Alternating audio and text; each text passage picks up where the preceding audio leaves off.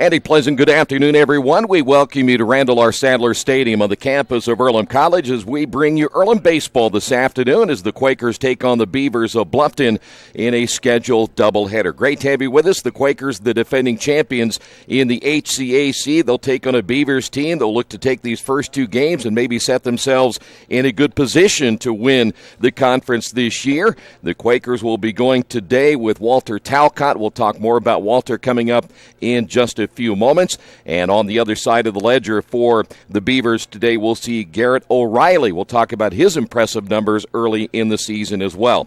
Quakers come in at 14-4 on the season. Bluffton coming in at 11-6. We had a chance earlier to talk with head coach Steve Sakositz a little bit about where his team is at coming into today's conference matchup and the conference opener against Bluffton. Steve, conference time. This is the time you play for, and you prepare yourself for this. You've been through these battles for the last several years. You're the defending champions. Talk about this matchup here today against a team, as we talked about a little bit ago, I think is probably very good. Hitting-wise, pitching, we'll see, but they got to face your best pitchers again today as well. Yeah, I mean, they're going to be a team that we've really only seen in the midweek, so we haven't seen their weekend guys, so we'll see those guys today. They're going to be able to do a lot of small things. They'll bunt, they'll run.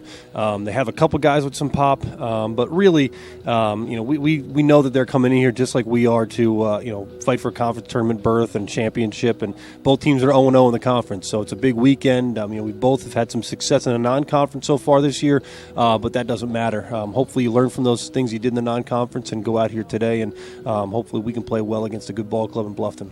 What we see today is what we now witness as the scheduling change, right? Because like you said, you didn't see these guys last year. They have seen Gorman, who you'll throw in game two, so that kind of puts a new wrinkle into this. A little bit. Walter was one of our weekend guys, but last year when he was healthy, but the year before, he faced them just kind of like what Gorman did. The 3 games we played them, they saw pretty much Walter every single time. So, they're our 2 best guys, and we think they give us the best chance, and they've had some good numbers against these guys. So we're hopeful it's going to be the same thing. They graduated a good amount of guys, kind of like what we did last year. But we just got to go ahead and do our part offensively, compete at the plate, because I like what we're going to do on the mound. We'll talk about Walter in a couple of moments. We know what he can do. Kyle had really, I thought, 3 very good games against these guys last year.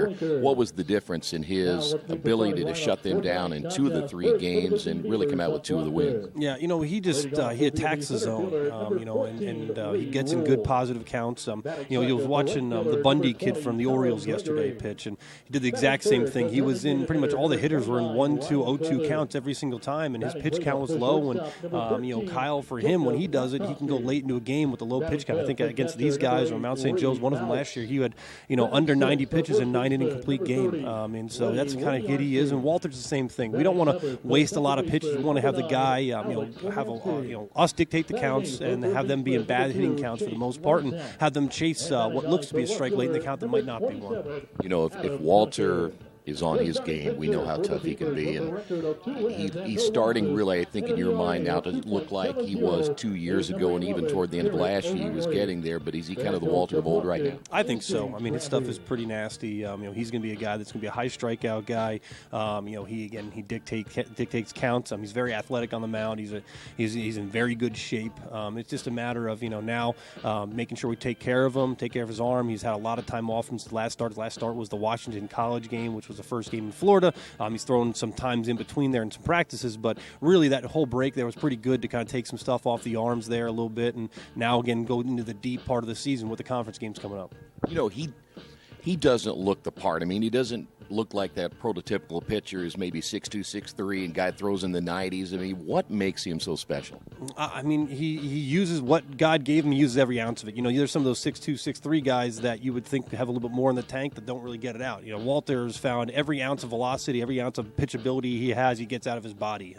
His thing he does is he can throw multiple pitches for a strike at any point in the count. When pitchers can do that, the hitter has to, is it fastball, is it a slider, is it a changeup, is it a curveball, is it, what kind of pitch is it? And they have to guess all those times. And if they're thinking about that stuff, they don't have time to hit the fastball. It's 86 on the black. So, that's why he's pretty good at what he does, because he can throw all those pitches for a strike at any point in the count. And that's why he gets weak contact at the time, because maybe he's behind the count, 2-0, 3-1. They're thinking, dead red's coming. He throws a little slipper at him, and they don't know what to do with it.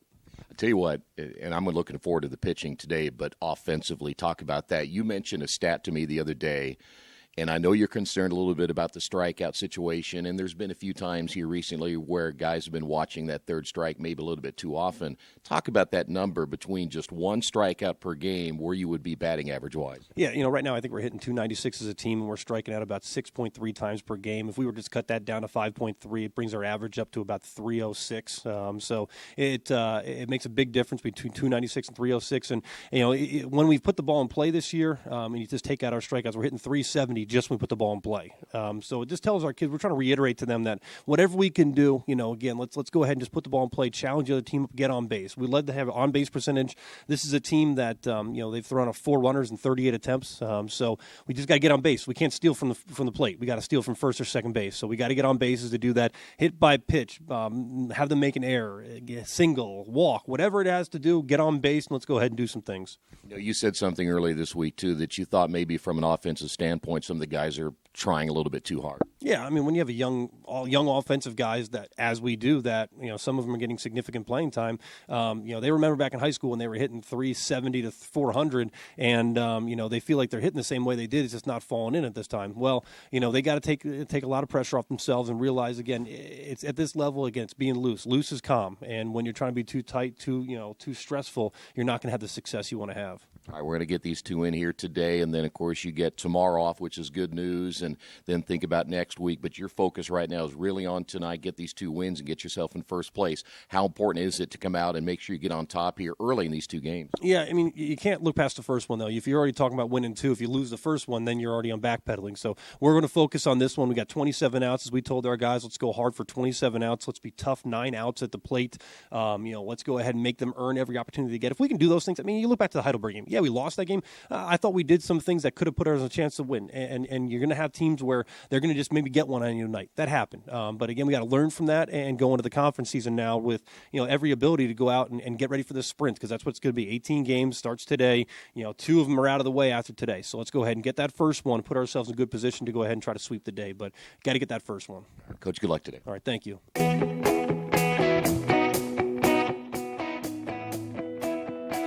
We check them better.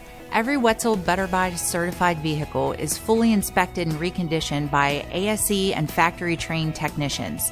And each Better Buy vehicle comes with a Carfax vehicle history report, so you can buy a vehicle with confidence. We back 'em better with a 3-day satisfaction.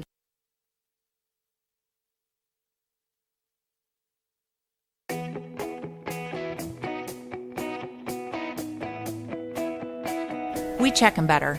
Every Wetzel Better Buy certified vehicle is fully inspected and reconditioned by ASE and factory-trained technicians. And each Better Buy vehicle comes with a Carfax vehicle history report, so you can buy a vehicle with confidence. We back 'em better with a 3-day satisfaction guarantee.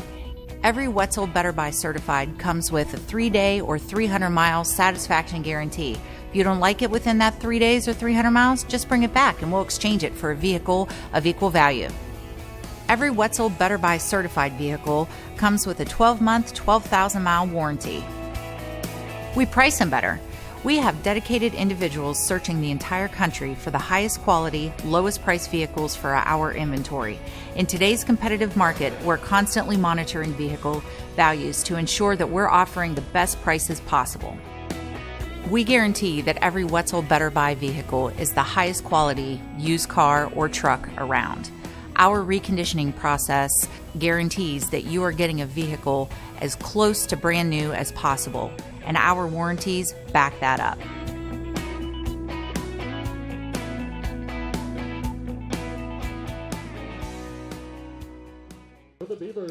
We are ready to get this one underway here this afternoon. Doubleheader here from Sadler Stadium. There you get a look at our starting pitcher today for the Quakers, Walter Talcott. 3-0 on the year. 3 appearances so far, 3 starts, 1 complete game. He has thrown 24 innings, giving up 14 hits. Just 2 runs, both of those runs earned. 20 strikeouts and just 1 walk so far this season. Reed Rule will lead things off at .258 hitter, and he'll swing and hit this one into center field, going back on it a few steps. One pitch, one out, as Isaiah Shake will squeeze that one and quickly one out, and that's good news for the Quakers and especially for Walter Talcott, who already works very quickly for Earlham. Here is Colin Gregory. Gregory at .435 on the year. A home run. He has driven in 14. This is a team that coming into this one here today hitting over 300. Speaking of the Bluffton Beavers, and we'll talk more about them as we go along. Again, they come in at 11-6, and that pitch is in there for a strike. And quickly down in the count is Gregory. This is the heart of the order. Gregory, Golden, Latovsky, and Mouse. All these guys good hitters in the middle of that Bluffton lineup. The pitch on the way is a breaking ball in there for a strike, and it's quickly 0-2. Well, you get an idea. Walter can throw the baseball as hard as anyone on the team, and this young man has great control, and you can see why he's only walked one so far in 24 innings. Swing and a miss, and 2 quick outs here for Bluffton in the top of inning number 1, and that'll bring up now Ryan Golden. Golden at .367 on the year, 2 home runs and 22 runs driven in. Boy, Walter has not pitched. You heard Coach talk about that since that matchup down in Florida, the Washington College game in which he shut out Washington College in that first contest, as this pitch is just off the plate, 1 ball, no strikes. Defensively for the Quakers, Ian Bach behind the plate, Danny Dopp at first. Dre Davis now playing at second base tonight. We'll talk more about that in a moment. Pinsura's at short, and Jandro is down at third. That pitch in there for a strike, and the count is even at 1-1. McFadden in left, Shake in center, and Baker is in right field. Beautiful day today, finally. We see the rain move out of the area, and just in time for this doubleheader here tonight. Here's the 1-1 pitch on the way, swing and a miss. Golden, the designated hitter, putting up good numbers, a .600 slugging average so far this year, his on-base percentage at .466. And Walter looking to make quick work of the Beavers here in the first inning. Here's your 1-2 delivery on the way, swing and a miss, and Walter is on his game early. We will head to the bottom half of inning number 1 on the Wesley Bates Wealth Management scoreboard. Bluffton, nothing. Earlham coming to bat. This is Earlham Baseball and Radio Troy Digital Sports. Some people are born lucky. Other people take luck into their own hands, avoid stepping on sidewalk cracks, and wouldn't dare walk under a ladder. But whether you were born with luck or make your own, when it comes to your insurance coverage, luck should have nothing to do with it. So talk to Indiana Farm Bureau Insurance today or visit them online at infarmbureau.com to purchase an auto policy. Indiana Farm Bureau Insurance. Stop knocking on wood. Questions about your coverage in Wayne County? Call 765-962-9548 and ask for me, Kevin Shearer. Since 1994, Beach Automotive has provided motorists in the Richmond area with comprehensive auto repair services that include car and truck care, alignment, brakes, tires, engine, transmission, and more. You'll be hard-pressed to find the same level of expertise that our auto mechanic specialists provide. For a high-performing vehicle, trust Beach Automotive. To learn more, call 765-966-8181. Beach Automotive, 110 East Main Street, Richmond. Quakers will look like this afternoon in game number 1. Mark Jandro will lead things off. Again, he'll be at third base. Isaiah Shake hitting second and center field. Hitting third, Danny Dopp, the first baseman. The cleanup hitter, Addison Robertson. He'll be DHing here this afternoon again for the Quakers. Hitting fifth, Andrew McFadden. He's in left field. Ian Bach, the catcher, hitting sixth. Hitting seventh, Dre Davis at second base. Hitting eighth, Kendall Baker in right field, and Brian Pinsura, the shortstop, and hitting ninth. And there you see the starting pitcher today for the Bluffton Beavers in Game 1 as Garrett O'Reilly, an ERA at 2.70. He's 2-0 on the season. This is his fifth appearance, 16 2/3 innings.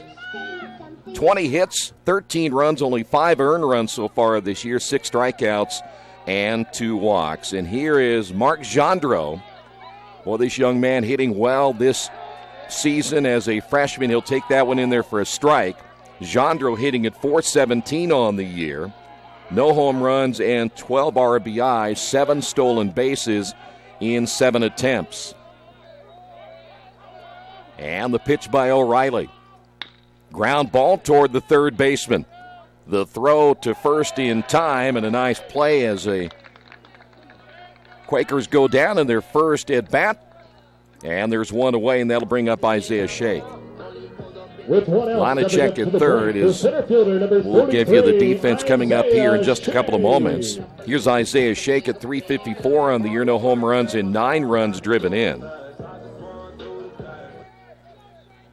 So with one away, Shake will step in for the first time against Garrett O'Reilly. Here's the pitch on the way, and it's inside, 1 ball, no strikes.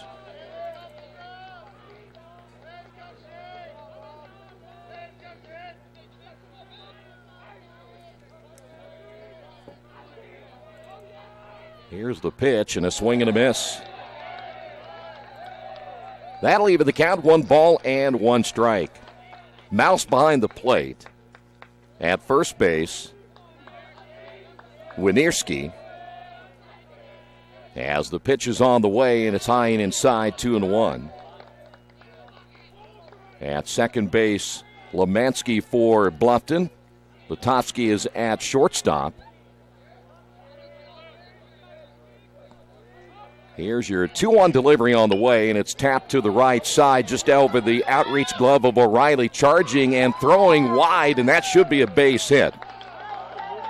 That would have been a tough play for the second baseman, Lemansky, no matter what. And so the Quakers get a runner on here in the first inning. And that'll bring up now Danny Dopp. So now the Quakers, this is exactly what Earlham wants to do. They need to get a runner on base, and they want to get this thing rolling from a running standpoint. And now we have a delay of something in the outfield. In left field, picked up now by Duncan.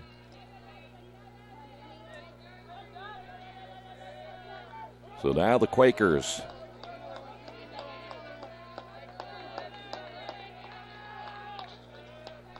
Lonzak again, the shortstop should say the third baseman, a couple of steps in. This one is hit down the right field line, and that will be a foul ball.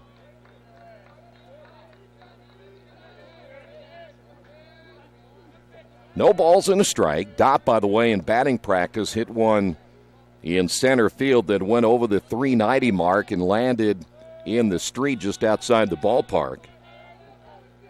Dopp hitting at 283, a home run. He's driven in 14. In the outfield today, Duncan, Rule, and Gregory from left to right for the Beavers, and the throw to first not in time to get the runner at first base.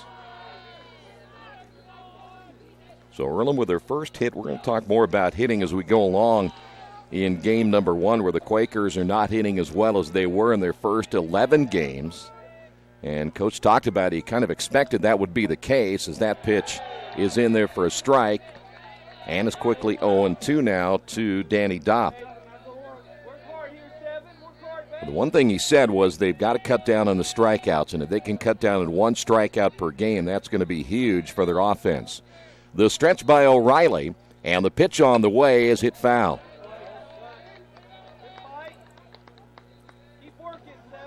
Well, there you see O'Reilly again. His number is very impressive through 4 games.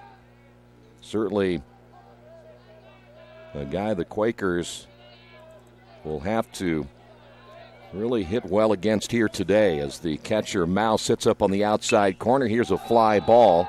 Shallow right field. Coming near the line is Gregory. He'll make the catch, and retreating back to first base will be Isaiah Shake. And so 2 away here in the bottom of the first inning, and that'll bring up Addison Robertson.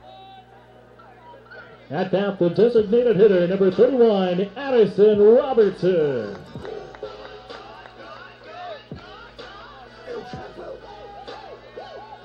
So Robertson will step to the plate with 2 away, still a runner at first base. Let's see now if Earlham can get this running game going. Robertson hitting at .406 on the year. Low throw to first, as back safely is Isaiah Shake. By the way, Isaiah 7 of 9 in the stolen base department.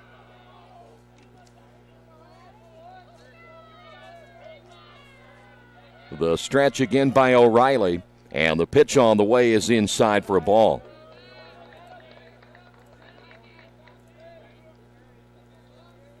Quakers come into today's contest from a running standpoint, averaging around 4 steals per game. As that pitch inside, 2 balls and no strikes.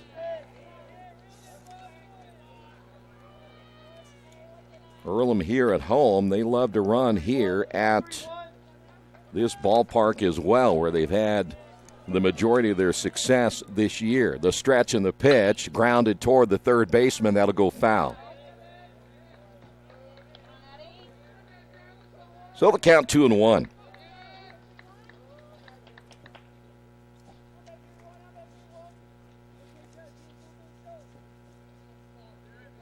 Quakers here at home, in the 12 games they played at home, they're averaging 7 runs per game. On the road, only 3.5.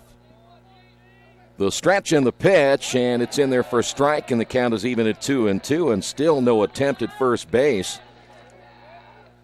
As the Quakers, we talked about that a couple of moments ago, they want to run here today, but so far nothing from Isaiah Shake. Now Robertson with a count of 2 balls and 2 strikes. The stretch by O'Reilly. And the pitch on the way, runner takes off, and it's fouled away. So we will stay at 2-2. Earlham's numbers, when you again look at what they've done at home and compare to what they've done on the road, everything is down. In fact, they average over 10 hits per game at home, only 7 so far away from this ballpark. Walks per game are down. Their strikeouts are up. The stretch and the pitch grounded to the right side. Lemensky will throw to first, and that'll do it for the Quakers in the bottom of inning number 1. We've played 1 inning here at Sadler Stadium.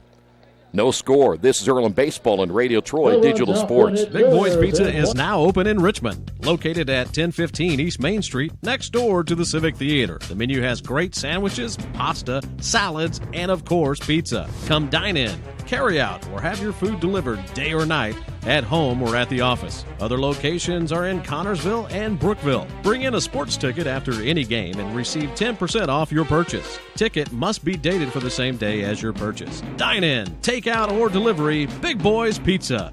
765-488-0023. Our community. It's where we live. It's where we work. It's where we play. At West End Bank, we're not just in the community, we're a part of the community. And that's why we support over 100 programs for local nonprofits and schools, including our financial literacy program that positively impacts countless students throughout the area. You bank locally, so we give back locally to watch people grow with endless possibilities. Earlham Baseball being brought to you this afternoon by your Richmond area Subways. Each day of the week you can get a different 6-inch sub with no artificial flavors or colors, only $3.50. Every Thursday the Italian BMT, Friday the tuna, and Saturday the Black Forest ham. Treat yourself at Subway, 4 locations in Richmond and Hagerstown. Subway, eat fresh. No scores, we head to the second. Leading off the top of the second inning for Bluffton, the shortstop. Kofsky will lead things off, followed by Mouse and Winierski. Solid first inning for Walter Talcott. He struck out 2 of the 3 hitters. It was maybe as easy of an inning as he has ever had. As the right-hander set to throw, and the pitch is on the way, and the fastball caught the inside corner for a strike.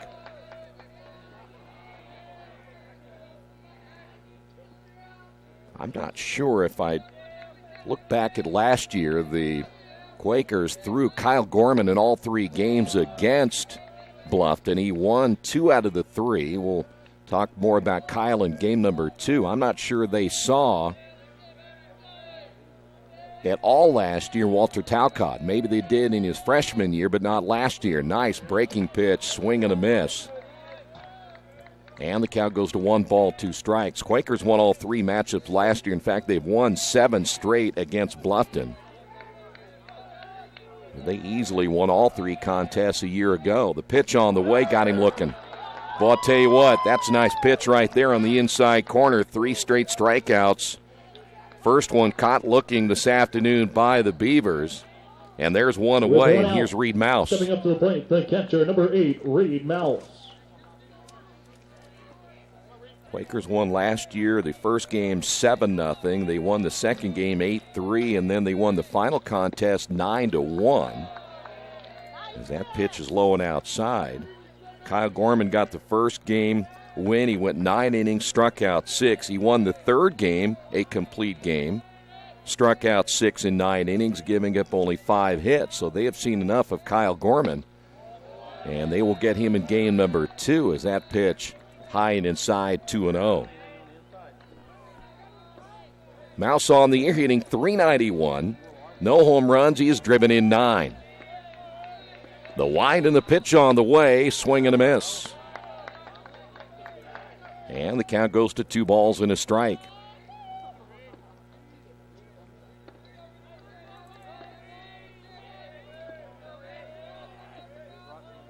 Here's the 2-1 delivery on the way, and it just misses low, and that couldn't have missed by much. And you hear the reaction of the crowd here at Sadler Stadium. They thought that was a pretty good pitch. And, by the way, not a whole lot of room behind the home plate area and the backstop. The fans get a really good look at home plate.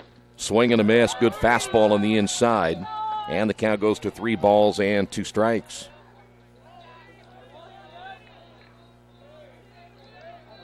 This could be one of those games where runs are going to be at a premium, and it's fun to watch because everything moves very, very quickly. Walter gets the sign. Here's the payoff pitch on the way, and got him with a high fastball. And he is clicking early. That is now 4 straight strikeouts. Here's Winerski. Lenny Winerski, the first baseman. With 2 outs, now batting hitting .213 on the year, no home runs. He has driven in 8.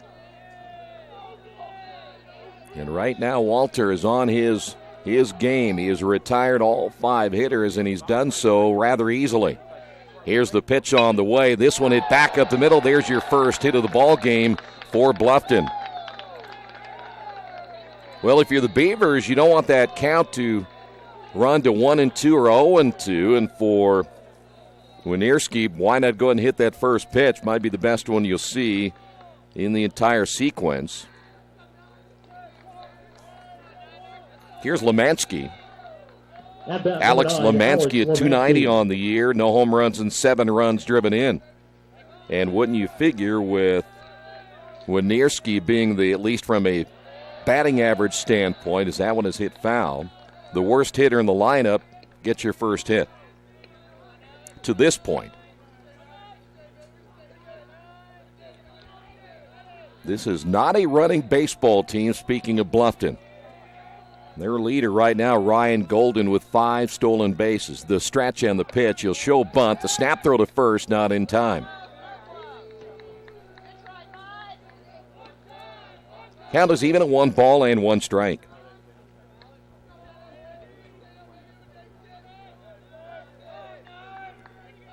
So each team now with 1 base hit.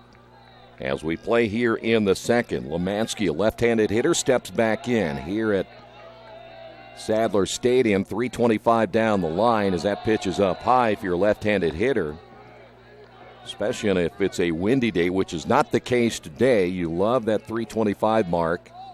And we've seen some balls leave this ballpark, especially when it gets a little bit warmer from left-handed hitters. Winerski gets the lead at first. The pitch on the way, swing and a miss, and they're just not catching up with that high fastball. Walter, by the way, sporting the long hair today, and generally he'll have that a little closer to the hat area, but this time he's let it go long as the throw goes to first.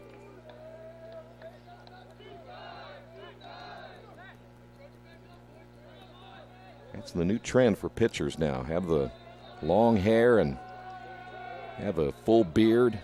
Most of them haven't even turned 18 yet, and they got all this hair. Here's the pitch on the way, and a breaking ball stays up high, 3-2. Very.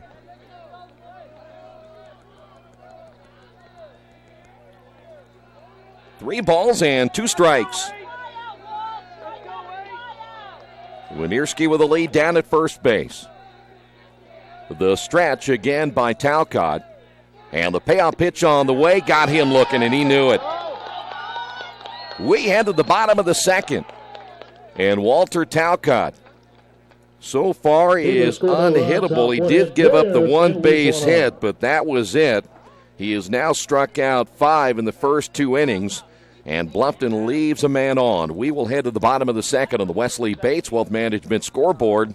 No score. Kate's Cages is the #1 indoor training facility for baseball and softball in Richmond by far. With top-flight instructors, you will learn how to play the game the right way. Everything from pitching, hitting, catching, and fielding. Kate's Cages will also have the opportunity to participate in triple play fall ball, the softball academy, individual and team camps, and individual private workouts. Kate's Cages Baseball and Softball Indoor Training Facility, 1366 Rose City Boulevard. Call 993-2353 for more information. At First Bank Richmond, we provide you with an excellent banking experience. Whether it's personal checking, savings, mortgage loans, consumer loans, retail lending, or trust and investments, you can count on First Bank Richmond. First Bank Richmond has been serving the Richmond area since 1887. For more information, give them a call at 962-2581 or go to their website at firstbankrichmond.com. Head to the bottom of the second doubleheader here tonight. In fact, I think this is the only games in the conference. Most of the other games are to be played tomorrow. As O'Reilly set to throw now to Andrew McFadden. The first pitch grounded to the left side. The third baseman. They throw to first in time. There's one away. Here's Ian Bach. Lonzak, the third baseman, played even with a bag that time, gave him a little bit more room to throw McFadden out at first, and now take a step back behind the bag at third as O'Reilly's next pitch on the way. He is in there for a strike, caught the outside corner. Ian hitting at .267, still leads the team in runs driven in with 15. O'Reilly gets the sign, the lay kick, and the pitch, and that caught the outside corner as well. And it appears, at least here early, you better be ready to swing the bat. And Ian quickly down 0-2, and here's where the Quakers need to put the bat on the ball, not get caught looking as that pitch swing and a foul ball into the screen.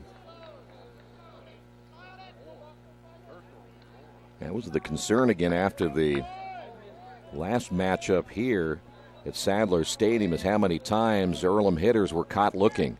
O'Reilly with the pitch on the way, and the catcher Mouse trying to frame that strike. A little bit too high and outside, so we'll go to 1-2. Dre Davis on deck. We'll talk about his contribution early. Is that one right back up the middle and past the pitcher O'Reilly into center field. Quakers get their second base hit. And Earlham now with a man on, and that'll bring up Dre Davis. Well, Davis now starting today at second base. They maybe feel perhaps his best position is second base. But nonetheless, good bat at .277 coming in, 10 runs driven in. They want to see his numbers pick up a little bit. By the way, Ian Bach only one stolen base so far this year. O'Reilly into the stretch and the pitch. This one hit into center field. And making the easy catch for 2 away. As Rule only had to move a few feet to his left. And now 2 outs for Kendall Baker. Kendall at .212 on the year. No home runs. He is driven in 2.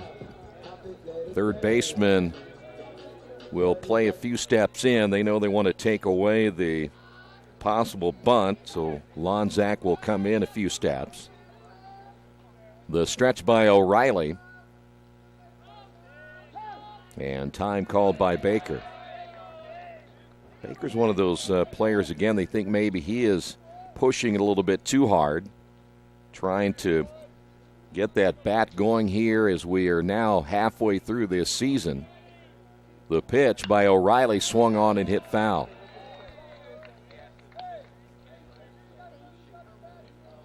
Baker, one of the 4 seniors on this ball club. And it's like having another leadoff hitter, though they're hitting him at number 8 here in game number 1. The stretch by O'Reilly. The 0-1 pitch on the way is outside, and the count even at 1 ball and 1 strike.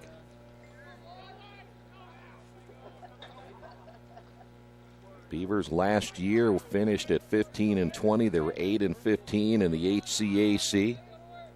The 1-1 pitch on the way, just outside, 2 balls and a strike. This year they've played pretty well. And in fact, you go back to the last 2 games, they were really hitting the ball extremely well. The pitch on the way, grounded toward the second baseman. Flipping on to Letofsky at short. That'll do it for the Quakers here in the bottom of inning number 2. Quakers will leave a man on the Wesley Bates Wealth Management scoreboard. No score. This is Earlham Baseball on Radio Troy Digital Sports. Georgia Direct is your one-stop source for floor coverings and decorating ideas for remodeling a home, office, kitchen, or bathroom. Their showroom offers quality products from Mohawk, Shaw, Armstrong, Craft Made, and many more. They proudly offer Richmond the best quality and variety of home design solutions at competitive prices. At Georgia Direct, their goal is to deliver an outstanding customer experience from selection through installation. Georgia Direct Carpets and Cabinets, 5200 National Road East, Richmond. For the past 35 years, Van Vliet Insurance has built a reputation of bringing a personal touch. That's because at Van Vliet, it's all about you, your needs, your life, and our town. Along with providing quality coverage to individuals, families, and local businesses, we're proud of our community and the opportunity we have to protect your future within it. Van Vliet Insurance, an Erie Insurance representative. Hometown professionals at work for you. Earlham Baseball being brought to you this afternoon by Jason Wise of Better Homes and Gardens First Realty Group. He has an idea for an alternative fundraiser for your school group or nonprofit. If you list, buy, or refer a customer and mention this promotion, he'll donate 10% of what he makes on the transaction to the school group or nonprofit of your choice in your name. Tell your friends, family, and colleagues to mention this offer when listing with Jason Wise of Better Homes and Gardens First Realty Group. Give him a call at 969-3400. We will head to the third. Lonzak will lead things off. Hitting at .294 on the year. Pitch by Walter is hit foul. Good cut by Lonzak.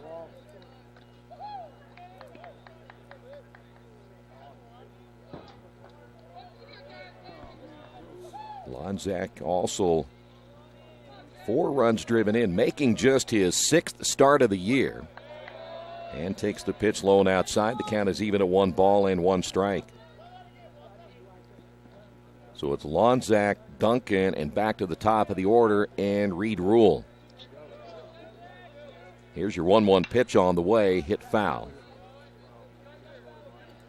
The coach talked about Walter in the pregame, that it doesn't matter, even if he's at 2-1, he'll throw whatever pitch he feels comfortable because he has good control of just about every pitch he throws.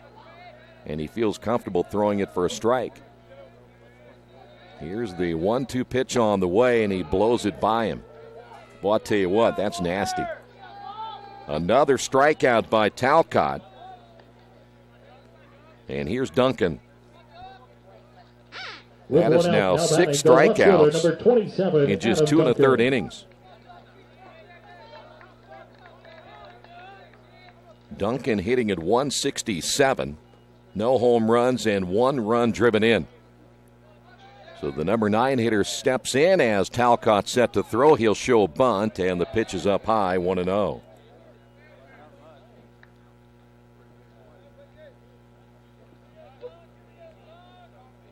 Duncan only making his 9th appearance of the year. He is making his 5th start. So they made a little bit of a change at the bottom of the order as that pitch in there for a strike, and that'll even things up at 1-1.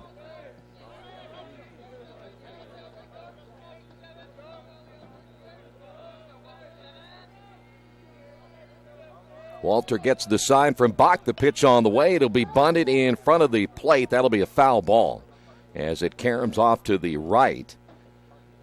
And they will bring Duncan back, and he'll try it again as the count goes to 1-2. Quakers had a chance to get outside on Wednesday, and then, of course, the rain came back and forced them back indoors. And I'm not sure how much Bluffton got out this week as well with all the rain, but we were at practice on Wednesday. Went relatively short as that pitch is swung on and a base hit into left field. So the two worst hitters average-wise coming up with base hits for the Beavers here in game number 1, as we saw a little bit ago. Winarski hitting at 213 get a base hit, and now Duncan at 167 gets a base hit. And here's Reed Rule. Rule flew out his first time up in inning number 1. Outfield straightaway of McFadden, Shake, and Baker. The pitch on the way is high and inside. 1 ball, no strikes.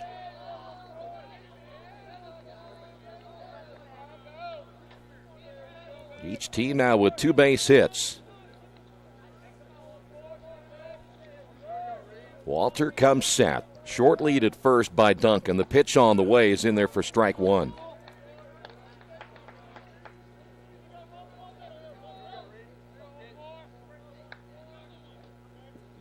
Thing changing a little bit from a conference standpoint, as the coach talked about in our pregame, as the runner takes off. This one swung on. Fly ball into right field. Baker coming near the line, and that falls in for a base hit. I'm not sure if maybe Baker lost that in the sun, but I'm not sure. He kind of perhaps even thought he was close to the line where it was going to go foul, but it falls in for a base hit. Third base hit now for the Beavers, and now runners at first and second. Here's Colin Gregory. So if it were a gamble by Baker to let that one fall, it did not pay off, and so now the Beavers with 3 hits have runners at first and second. Talcott's pitch on the way is a breaking ball that drops in there for a strike. Gregory struck out. He's the first of now 6 who have struck out against Talcott here in game 1. So Duncan with the lead down at second base. Rule at first. The stretch by Walter. Checks the runner at second. And the pitch on the way. Grounded to the left side. Snagged by the third baseman. And on to first. Not in time, but Jandro did a nice job getting the relay to Davis at second base to get the out there. So 2 away. And now runners at first and third. And that'll bring up now Ryan Golden.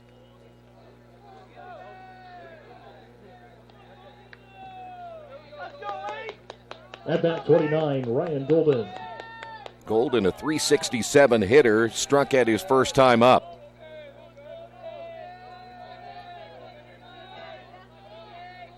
The stretch again by Talcott, and the pitch on the way. This one is blooped into center field. That'll just get out of the reach of Davis. A run will score, and Bluffton gets on top of this one 1-0. They've had 2 bloop base hits. And the Beavers get to Talcott here in the 3rd inning.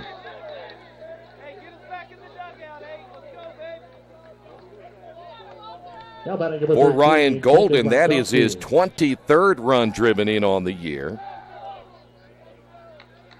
And that'll bring up now Jacob Latovsky. Boy, you look back at the 2 hits, nothing special, but they have found an open area. Here's a swing and a miss. And just enough now to give Bluffton the early lead.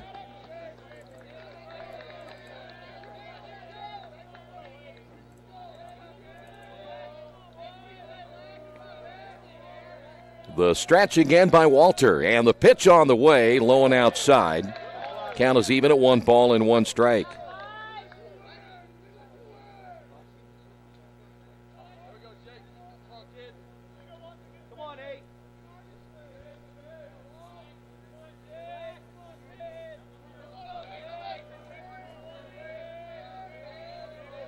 Walter gets set. Here's the pitch, and it's in there for strike two.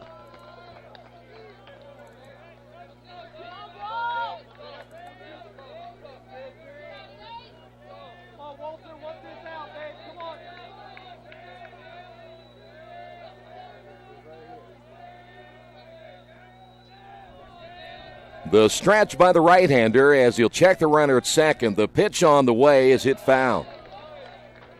So Latowski hanging tough. This is pretty tough middle of the order when you figure Gregory at 435, Golden at 367, Latowski at 350, and Mouse at 391. That's the heart of their order. Other than Reed Rule, the leadoff hitter, everyone else, the next three leading the team in runs driven in as that one is hit into the screen. And we will stay at 1 ball and 2 strikes.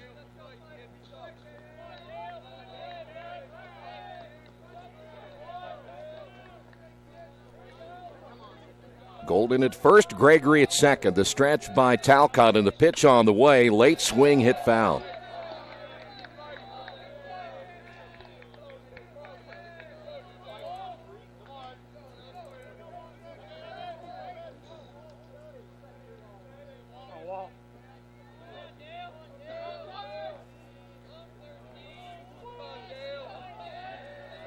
One ball, 2 strikes, and once again Walter looks in to get the sign from Ian Bach. Here's the stretch, the pitch on the way, and a breaking ball hit foul.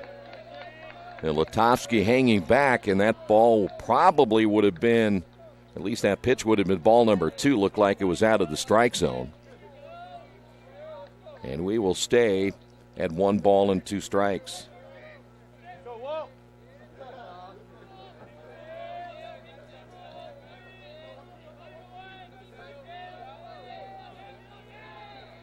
Bluffton trying to get more off of Walter Talcott here in the third. The pitch high and outside. 2 balls and 2 strikes.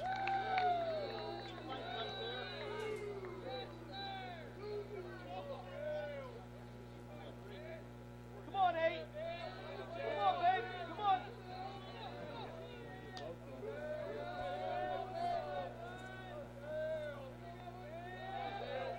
Here's the stretch by Talcott.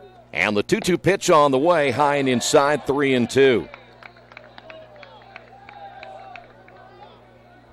Reed Mouse standing on deck, hoping he'll get a chance with the bases loaded here in the third inning.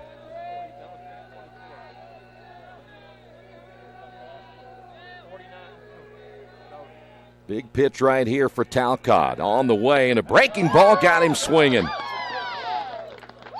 It could have been worse, but still a run scored by the Beavers here in the third inning. We head to the bottom of inning number 3 on the Wesley Bates Wealth Management scoreboard. Bluffton on top of this one, 1-0. Hey, this is Steve, and out of Jiffy Lube the other day, a customer came in and said, Steve, this was my 100th oil change on this car, and you've done them all. Hi, my name is George Farrell, and I've been coming to Jiffy Lube for over 14 years. I recently just had my 100th oil change. I'd like to thank Steve Funkhauser and his staff for the great service that they've provided me over the years. Thank you to all, and I would recommend anyone to come to Jiffy Lube to get their car serviced. Jiffy Lube, #1 in customer satisfaction for a reason. Little Sheba's Restaurant and Zini's Place. Come join us in Richmond at 175 Fort Wayne Avenue or at our newest location in Centerville at 129 East Main Street. Grab one of our gourmet pizzas, a deluxe sandwich, steak or fresh salad, and an ice-cold beer or your favorite wine. Featuring live music every Tuesday, Friday, and Saturday, plus more in our smoke-free environment. 10% discount with a valid student ID. It's better than being home. Head to the bottom of the third. Penseur will lead things off for the Quakers. So now the Quakers playing from behind here in the first conference game of the 2018 season. There is O'Reilly. Penseur hitting at .216 on the year, no home runs. He is driven in 3. And the pitch by O'Reilly is on the way, nearly hits him. 1 ball, no strikes.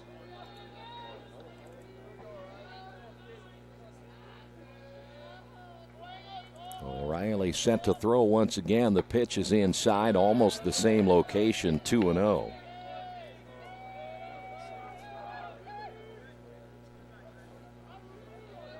Pinsur, 9 stolen bases. Love to get this guy on. That pitch caught the outside corner, 2-1. Some of the Earlham fans didn't like that. It looked like that pitch was a little bit outside.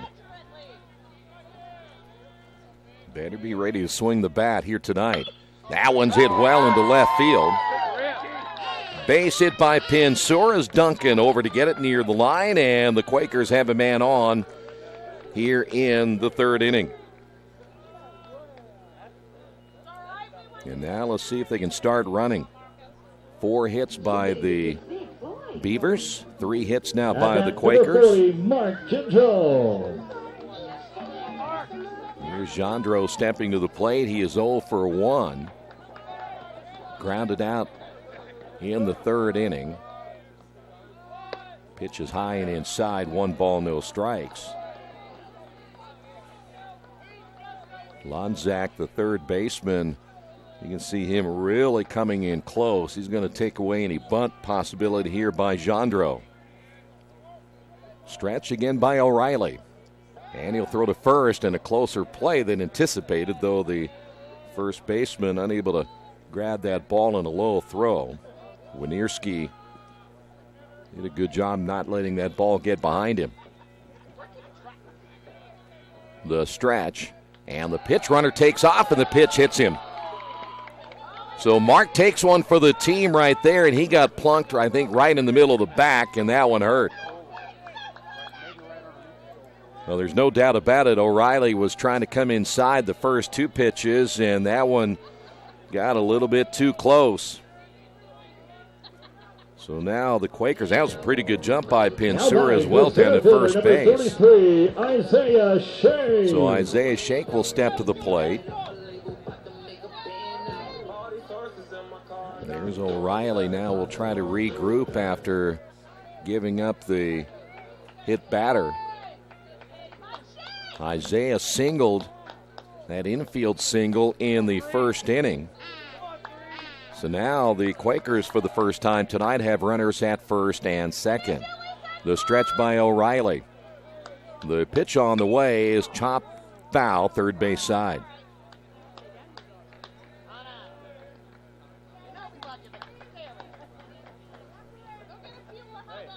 Isaiah hitting at 354. Love to get a base hit right here and then get Danny Dopp to the plate.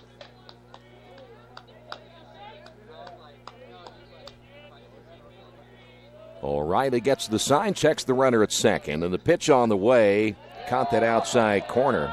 Well, he's been consistent. That's certainly been the case. We've seen go both ways, and as a head coach, that's all you're asking for, is you just want your calls to be consistent. And I think we have seen that so far from this guy behind the plate. The stretch and the pitch popped up to the right side as the right fielder, Gregory, will make the catch. Gendreau take that back, heading to second base, or should say third base is Pinsura. So 1 away now with runners at first and third. And here's Danny Dopp. At bat number 7, Danny Dopp. Danny flew out to right field his first time up.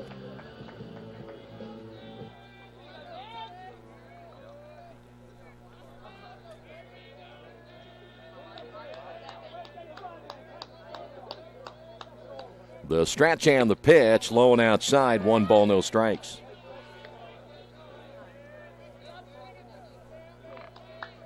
Well, here's where you make the opposing pitcher pay for the mistake of hitting a batter. It's like giving up a walk, and this one's popped up.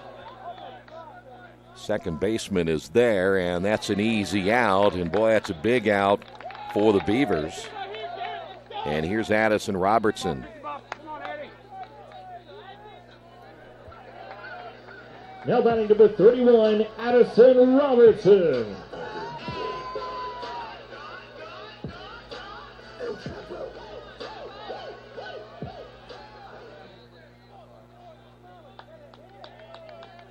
So Addison will step in. He is 0 for 1. Runner at first takes off, and that's hit foul.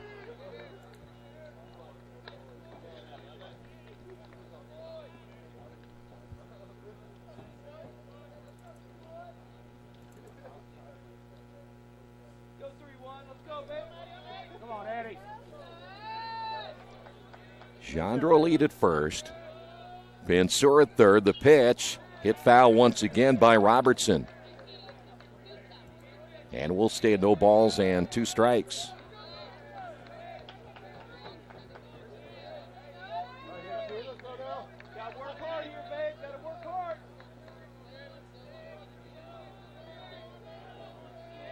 The stretch by O'Reilly. And the pitch on the way, high and outside. 1 ball, 2 strikes.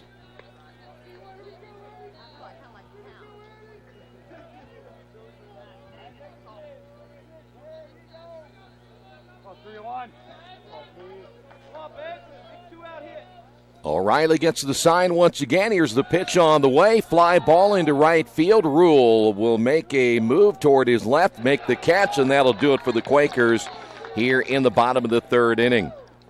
Earlham leaves 2 runners on. On the Wesley Bates Wealth Management scoreboard, Bluffton on top of Earlham, 1-0. This is Earlham Baseball, Radio Troy Digital Sports.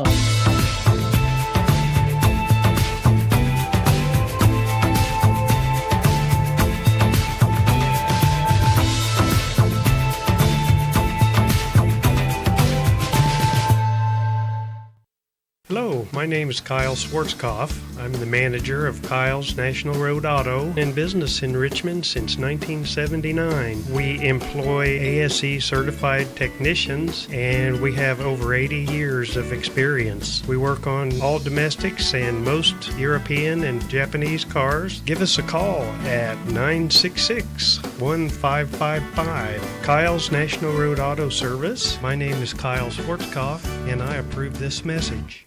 Mancino's is family-friendly, serving fresh grinders, pizza, pasta, and salads daily. They serve great food priced for family budgets. And whether it's one of their homemade grinders, salads, or pizza, there's sure to be something for everyone in your family. Our baking process may cost a little more and take more time, but the end result of freshness and flavor make the real difference in all of Mancino's award-winning products. Mancino's of Richmond. Give them a call at 966-1161 or go to their website, mancinosofrichmond.com. Well, Quakers down 1-0. They leave 2 runners on in the 3rd inning. We will head to inning number 4. Mouse, Winierski, and Lemansky all due up for the Beavers.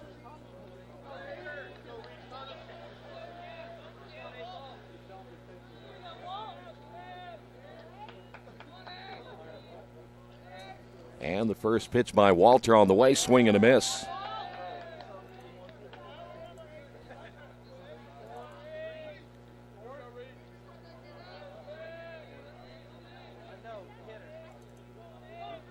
Walter again with 7 strikeouts. Here's another swing and a pitch that was out of the strike zone.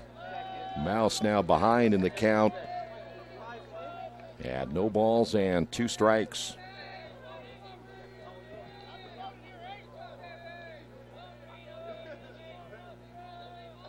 The leg kick and the pitch, and got him. Boy, made that look easy again. It's not the middle of the order that is hurting Walter. It's the guys you wouldn't expect so far. Second time that Mouse has struck out, 1 away. Here's Winierski stepping to the plate. He singled his first time up in the 2nd inning. 1 of 4 hits now by the Beavers. There's a swing and a miss. And right now they're just kind of waving in the wind against Talcott.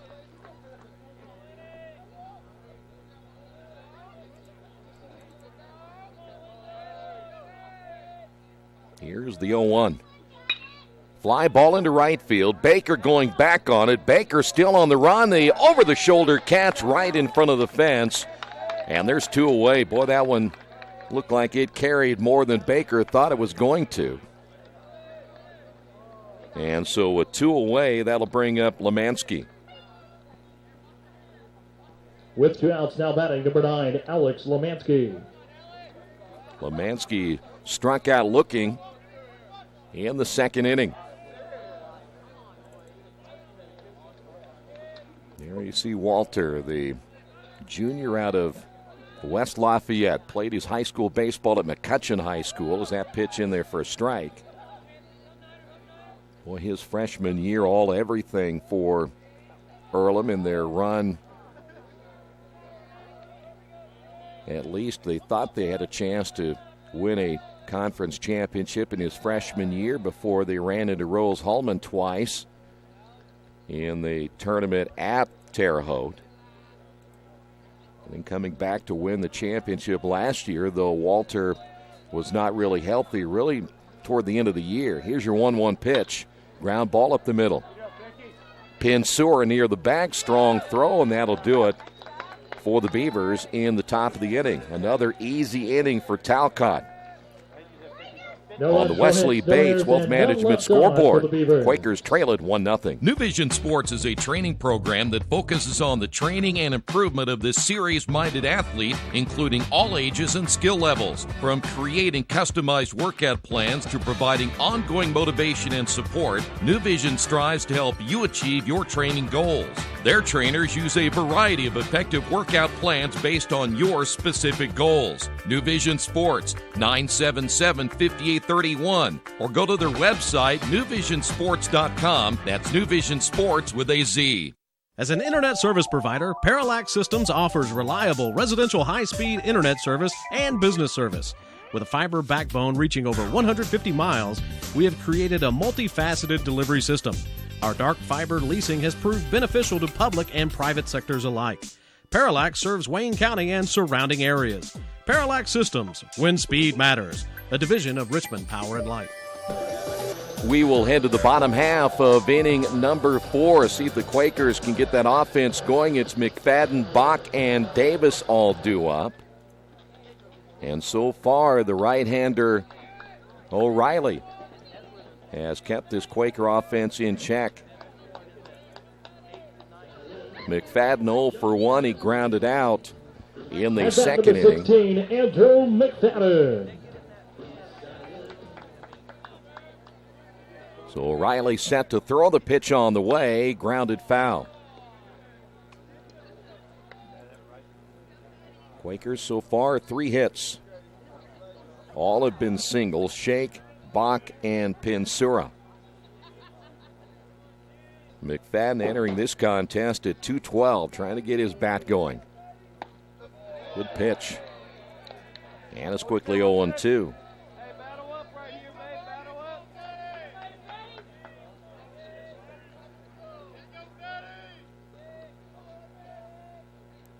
That pitch is outside. 1 ball, 2 strikes.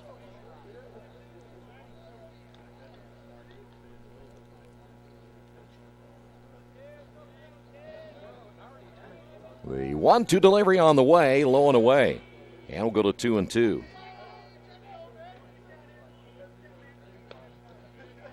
Hey, work hard here, 1-6. Come on, babe, find a way. 2 balls and 2 strikes. O'Reilly looks into Mouse. The leg kick and the pitch, and boy, that was really close. They'll appeal, and they say he did not go around. We'll go to 3-2.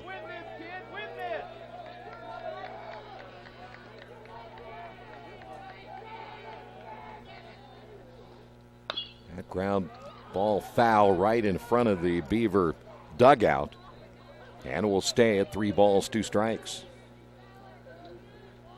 Boy, O'Reilly has thrown well. This right-hander, there you see the right-hander from Bluffton. Set to throw the payoff pitch on the way. That'll be tap foul again.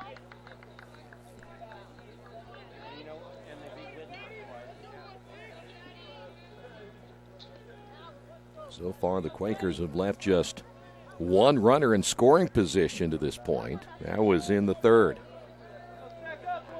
O'Reilly once again with a 3-2 count. And the pitch on the way, and that one will be topped softly to the left side, charging the third baseman, and the throw not in time. Lonchek Did the best he could to get that ball to first base off the hop, but the Quakers will get a base hit out of that. That'll be their second infield base hit, and that'll bring up Ian Bach. Well, Earlham not exactly stinging the baseball here as well. Two of their hits, infield base hits. Ian Bach singled his first time up. Lonchek will play in front of the bag at third again as O'Reilly throws to first.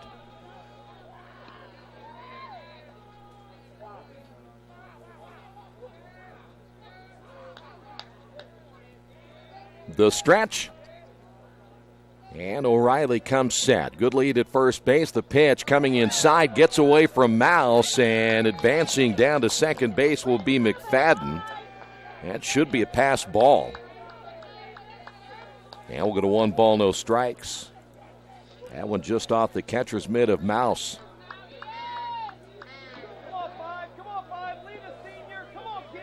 So now Ian a chance here to drive in a run. 1 ball, no strikes. Time called.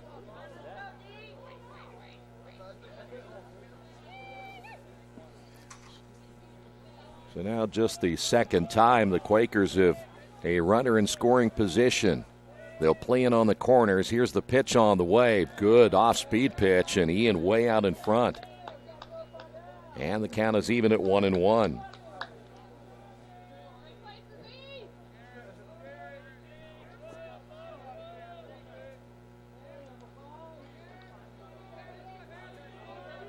The stretch by O'Reilly. Check of the runner at second. Time called again, and a good lead at second base by Andrew McFadden.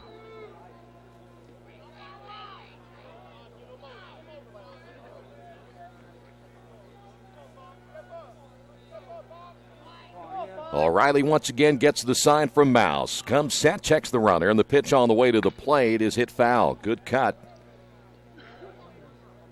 See if Ian can straighten this one out. He's been ahead of the pitch in his first 2 at-bats.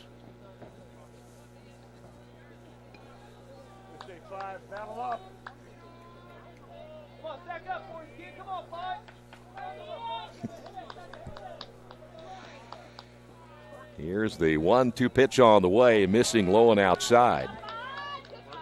And the count is even at 2 balls and 2 strikes.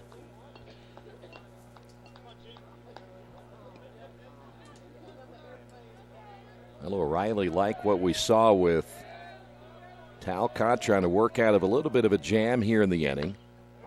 Well, that one riding in on the hands of Ian. He hits that one foul off his left leg, and he even has the padding on that left shin. It must hit just above the padding. And we'll stay at 2-2.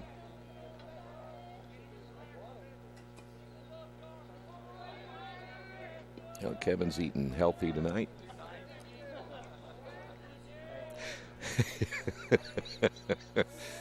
Here's the stretch by O'Reilly. It's a fly ball into right center field. Rule coming over, and Rule will make the catch in front of Gregory. Tagging, advancing to third will be McFadden.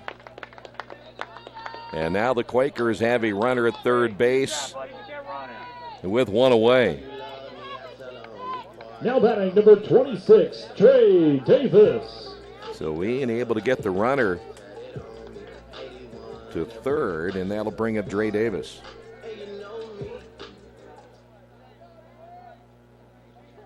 The infield will play in now with McFadden at third. O'Reilly will come set. The pitch on the way, and boy, nearly got Davis.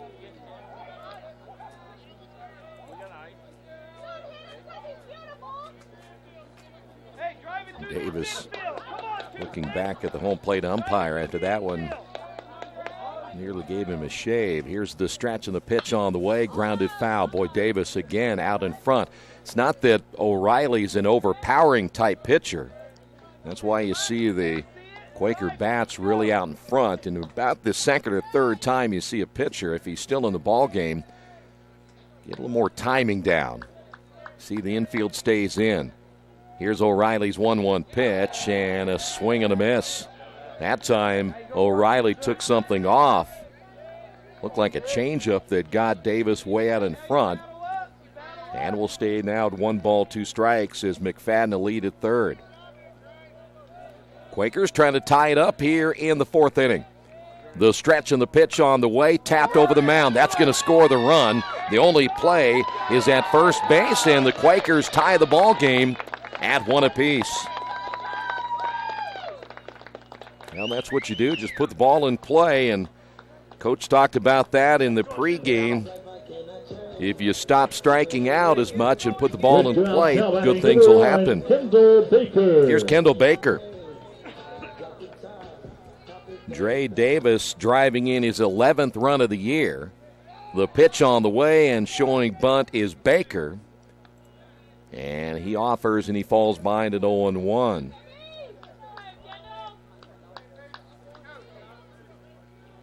Lonzak, the third baseman, going to try to take that bunt away again. It was O'Reilly with the pitch. This will be a soft tap to the right side. Second baseman, a close play at first, but they'll get the out. As Lemansky able to charge and throw, and the Quakers are finished here in the bottom of the 4th inning, but they pick up the tying run on the Wesley Bates Wealth Management scoreboard. We're tied at 1.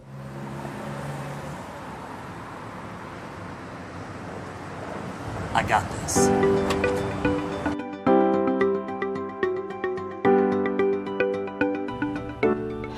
I got this.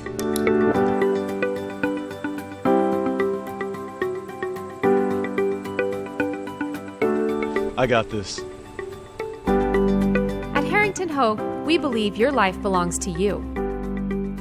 That's why we work hard to make sure that your insurance coverage is the last thing you have to worry about. So when it comes to keeping you protected, We got this.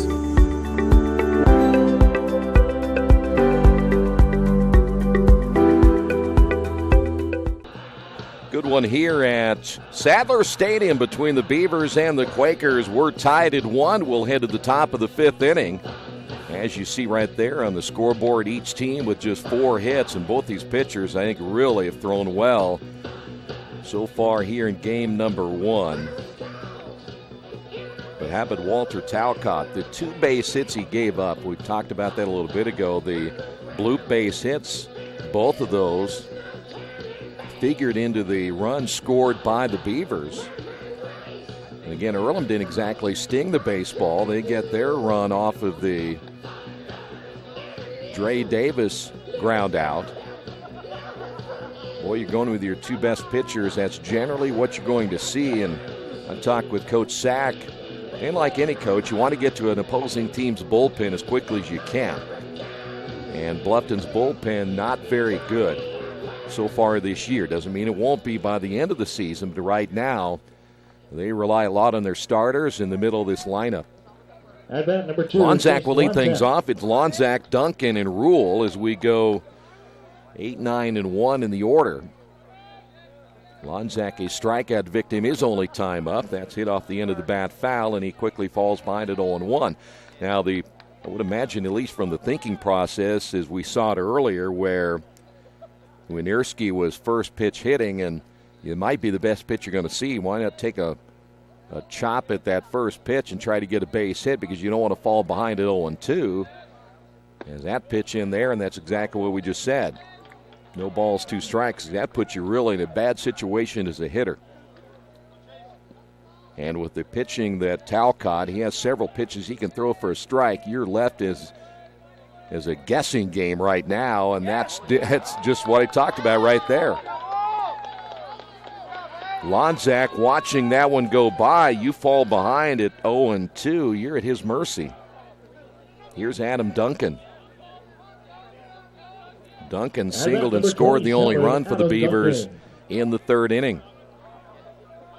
Everything is even right now between the Beavers and the Quakers.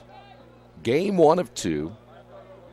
Talcott's first pitch on the way to Duncan is low for a ball. That had to be too low because it was over the plate.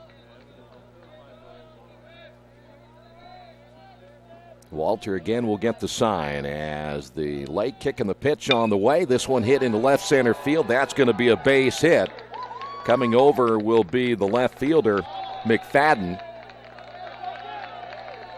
And so the fifth base hit off Talcott.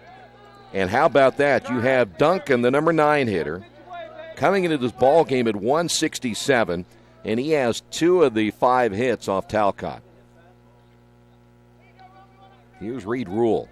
The 435, the 367, the 350, and the 391 hitters so far, causing no damage for Talcott. It's the number 9 hitter.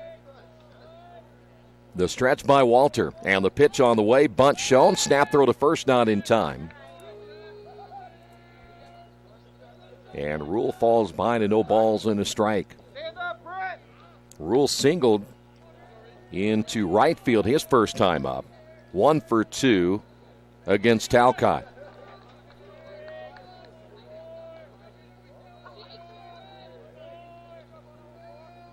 The stretch by Walter, time called.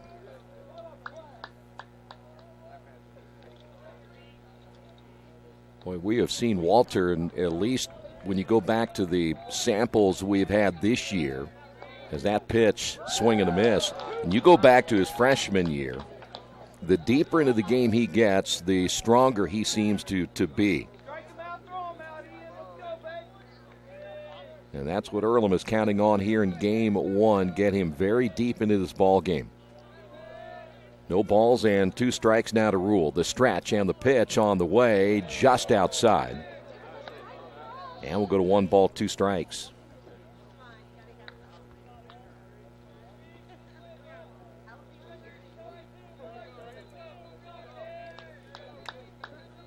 Walter undoubtedly has the best fastball on the team, yet he is only at about 5'9", and he just comes back and throws it hard, and he, boy, took something off that one, and Rule was out in front as well.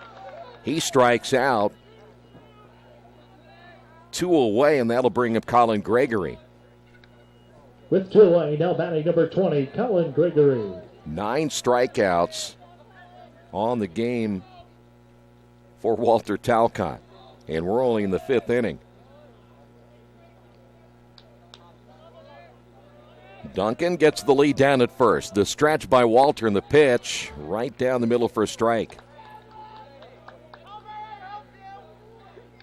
One thing you like about it, in fact, we'll see that too in our second game. Kyle Gorman is a quick worker. The defensive players love it when you're working quick. Here's the pitch. Pitch out is on. Ian will throw down to second. It was off the mark, but dropping the baseball is Davis. Boy, they had him out at second base, but it popped out of the glove. And so Duncan at second base. And the count is even at 1 ball and 1 strike.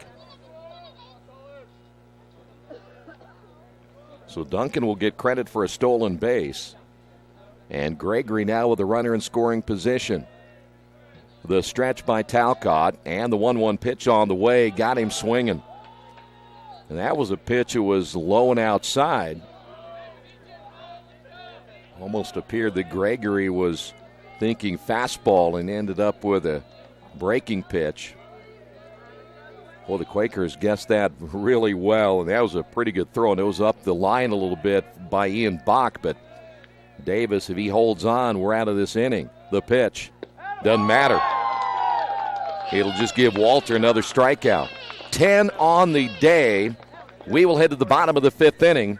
On the Wesley Bates Wealth Management scoreboard, we're tied at 1 apiece. At the Reed Orthopedic Center, our physicians and support team devote themselves to helping you return to a healthy and active lifestyle. Our expertise includes shoulder, elbow, foot, ankle, hand, wrist, hip, and knee injuries, as well as pain management and rehabilitation, and school athletic training programs and sports medicine. We are committed to providing you with the best possible orthopedic treatment that we can. To request an appointment at the Reed Orthopedic Center, call 765-935-8905. For over 30 years, Reynolds Plumbing has been keeping the Richmond-Wayne County area running. Whether on commercial properties, restaurants, or residential, they've done quality plumbing, heating, and air work for thousands of customers. In a small town, a company like theirs cannot stay in business for as long as they have without being very good at what they do. It's not just about quality work, it's about customer service. If that's the kind of experience you want on your next plumbing or HVAC job, then Reynolds Plumbing has you covered. Call Reynolds Plumbing today at 966-0994. Back here at Sadler Stadium as we will head now to the bottom of the fifth inning. Pensura will lead things off for the Quakers, and then it'll be Gendreau and Shake. Pensura singled back in the third inning. One of 4 hits now by the Quakers here in game 1 off of O'Reilly. And the right-hander set to throw his first pitch on the way. Inside corner for a strike.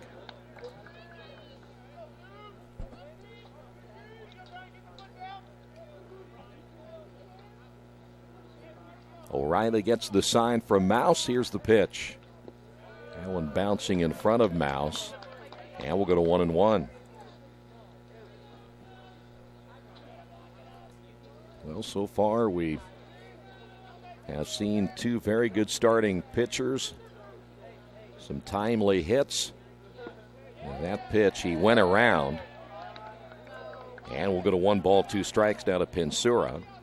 We have seen both teams leave a couple of runners in scoring position. Here is the 1-2 pitch. Boy, swung on a pitch way out of the strike zone. Pensura is out number 1. And we'll head to the top of the order now, and Mark Gendreau. You're getting to be a big boy. Now batting number 40, Mark Gendreau. Mark is 0 for 1, was hit by a pitch. In fact, took one for the team in the third inning. And O'Reilly set to throw. The right-hander's first pitch is low and outside. 1 ball, no strikes. Let's go. Let's get started right here. Go, Mark. This is one of these games now. Every inning that goes by, this thing gets shorter and shorter as that pitch is up high, and then you know that the margin of error becomes even a little bit less. You can't make the same mistakes you might have been able to make earlier in the ball game. Here's the 2-0, even as a pitcher. That one's in there for a strike. We'll do 2 balls and a strike.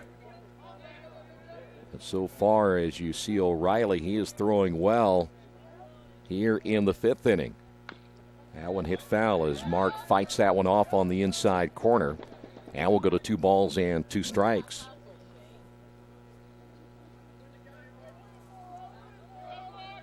Earlham's game is they need base runners. They want to get guys on base so they can run. Here is the pitch by O'Reilly.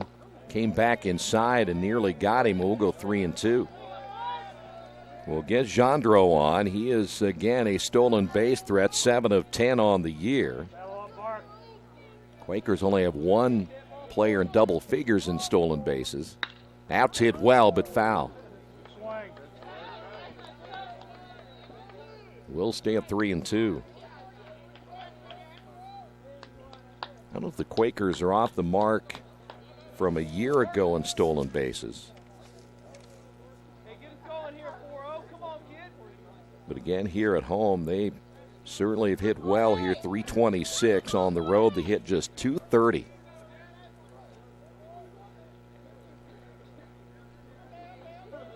Waiting now for Mouse to fix some equipment before Gendreau back in. Here's the 1-2 delivery on the way, and that'll bounce away from Mouse as Gendreau takes a look, and Mouse locates the baseball. Throw to second, not in time, and the Quakers will get a gift right there. The walk given up to Gendreau. And then we're looking at either a wild pitch or a passed ball. We'll call it a passed ball on Reed Mouse. So now the Quakers have a runner at second base. And that'll bring up Now Isaiah batting Shea. number 33, Isaiah Shea. Isaiah picked up a base hit back in the first inning. Sacrifice fly in the third as O'Reilly checks the runner, and the pitch is hit foul. One away here in the fifth.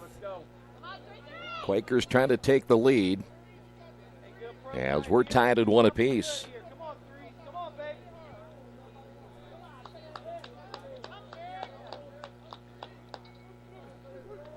O'Reilly gets the sign. Here's the stretch, and the right-hander will step off. His time is called.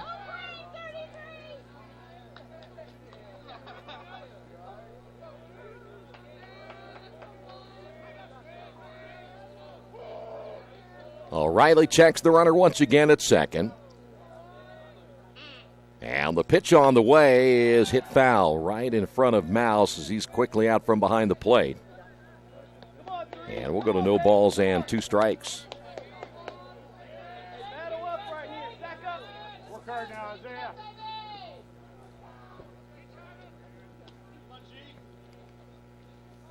Huge at bat right here for Isaiah Shea.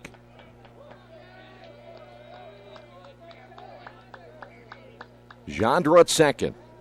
O'Reilly comes set. And the pitch. Fly ball into center field. Rule is there. He'll make the catch. Runner will tag. The relay to third not in time, and Jandro will be in sliding. And that'll bring up Danny Dopp with a runner at third. So 2 away. Now batting the first baseman, number 7, Danny Dopp. Danny 0 for 2.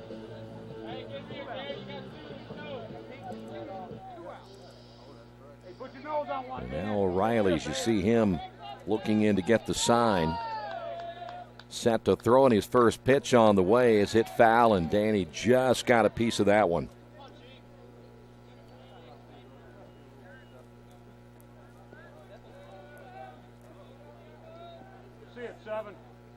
Danny flew out to right field in the first inning, flew out to the second baseman in the third.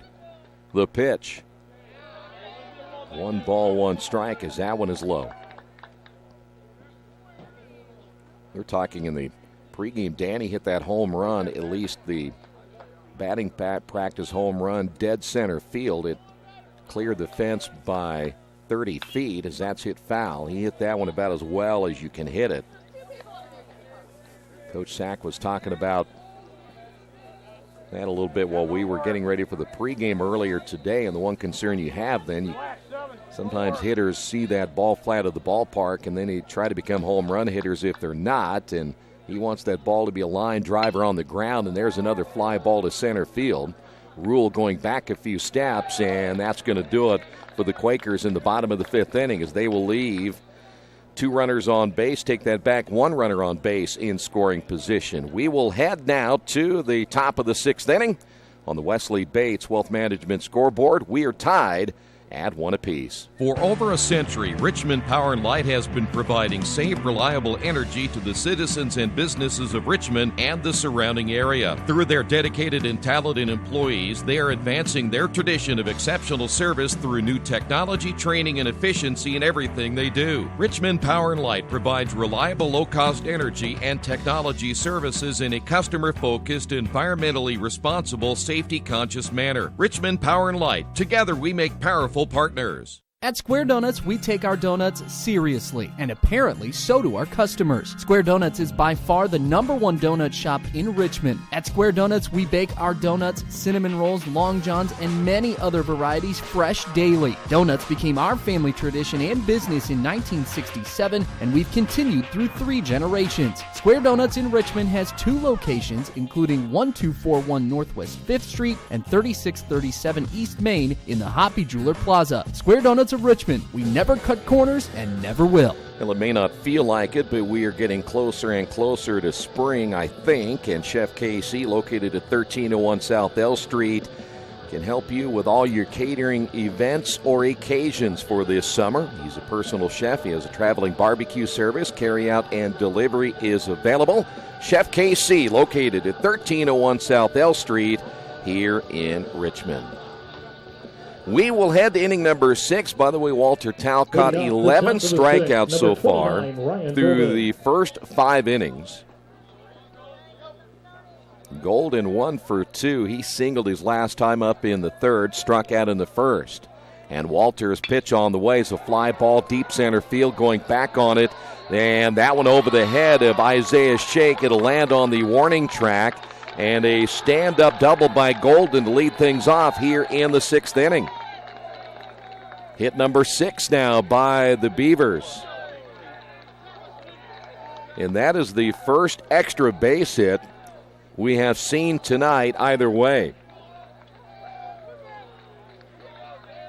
At bat number 13, Jacob Latkovsky. Latkovsky will step to the plate now with a runner at second. Well, that ball carried is deep. It is 390 in dead center, and that one carried as far as you could go without clearing the ballpark. So now Walter has work to do here. Showing bunt is Latkovsky. He will bunt that one in front of the plate. Bach, his only play is at first. The sacrifice works. Latkovsky does his job. And with a 1 away, that'll bring up Reed Mouse. Well, that's the kind of game it's probably going to be, is whoever can get that go-ahead run may win this thing. And that number 8, Reed Mouse. We may not see a whole lot of runs the rest of the way. Mouse has struck out twice. Quaker's going to keep the infield back with 1 away here in the 6th inning. Walter gets the sign as he comes set, and the pitch is in there for a strike.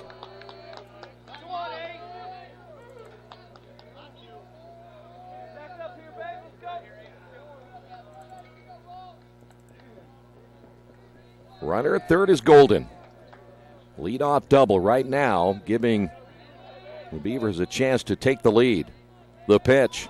He'll show bunt, and they'll throw down to third, but Jandro was coming in on the bunt attempt. Otherwise, they may have had a chance to get Golden down at third, as Mouse was showing squeeze that time. And I was going to say, I thought he went around, so it should be 0-2, and it is.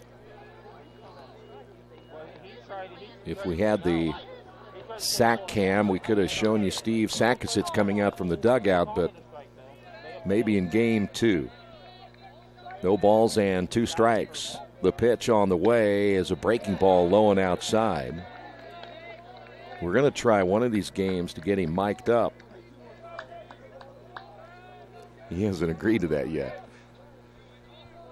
Runner at third is Golden. Ian sets up on the outside corner, and boy, I tell you what, that was close. That was a pretty good pitch, 2-2. It didn't miss by a whole lot. 2 balls and 2 strikes. Walter shakes off the first couple of signs. Time is called.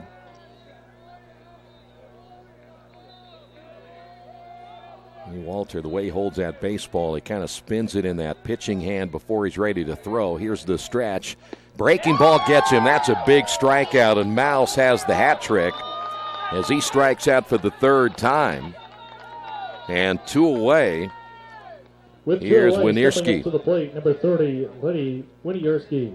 Boy, I'll tell you what, that's a pretty good pitch right there by Talcott. That is now 12 strikeouts. And now we have a visit to the mound. Not sure what Walter's career high is. We'll see if we can get the... They don't... just got waved off. You want to know what it is, you figure it out.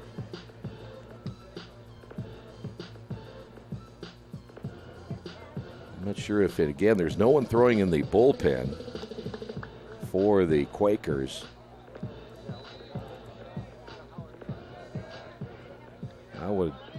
think that from this standpoint, defensively, you're just looking to get the outs. Nothing here because you have 2 outs.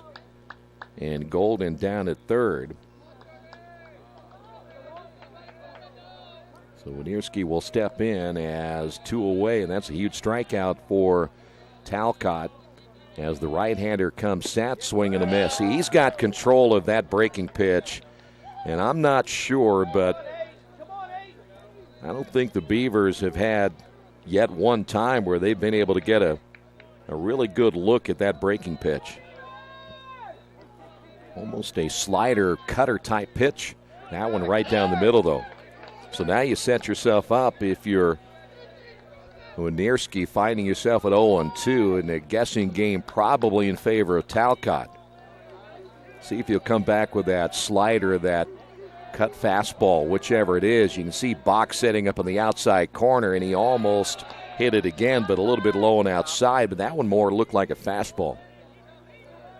But really not a bad waste pitch at 0-2. So now who's going to guess right here? 1 ball, 2 strikes, 2 away, runner at third, tied at 1. The pitch on the way, got him. There it was again.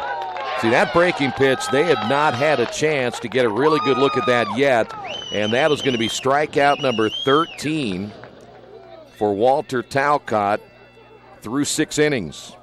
We will head to the bottom half of inning number 6 on the Wesley Bates Wealth Management scoreboard. We're tied at 1. Summit Computer Systems is a full-service computer manufacturing and support company founded in 1997. They partner with businesses and individuals to provide computer systems, hardware service, support, design services, high-speed wireless internet, network design, and more. Summit Computers, 1427 Chester Boulevard in Richmond. Give them a call at 939-2120.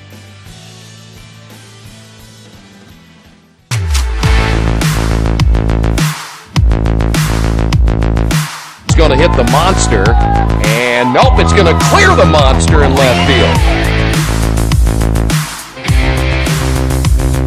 Pitch hit well, goodbye, see you later. This one is no doubt about it. If your car's parked out there, be careful.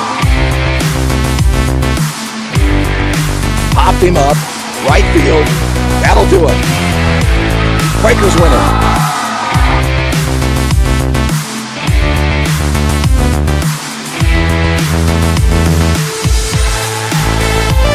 Payoff pitch on the way back up the middle, base hit, nearly took the umpire out, and the Quakers will win.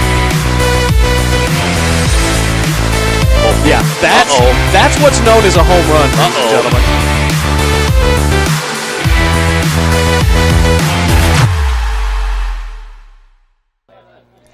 Addison Robertson will lead things off as we move now to the bottom of the 6th inning. Robertson now ahead in the count of 2 balls and no strikes.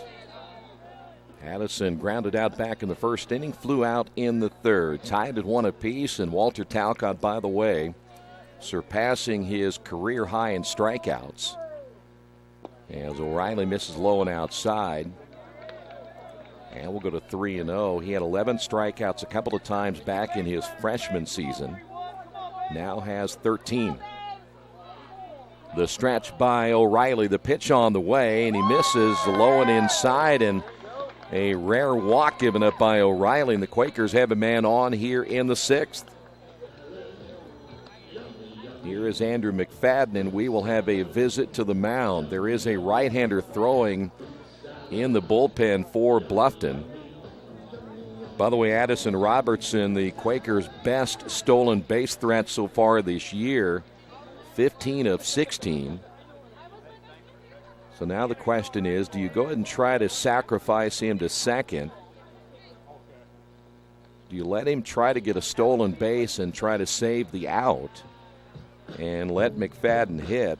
Though McFadden has struggled a little bit in the hitting department this year, coming in at .212, but did pick up a base hit and scored the Quakers' only run in the 4th.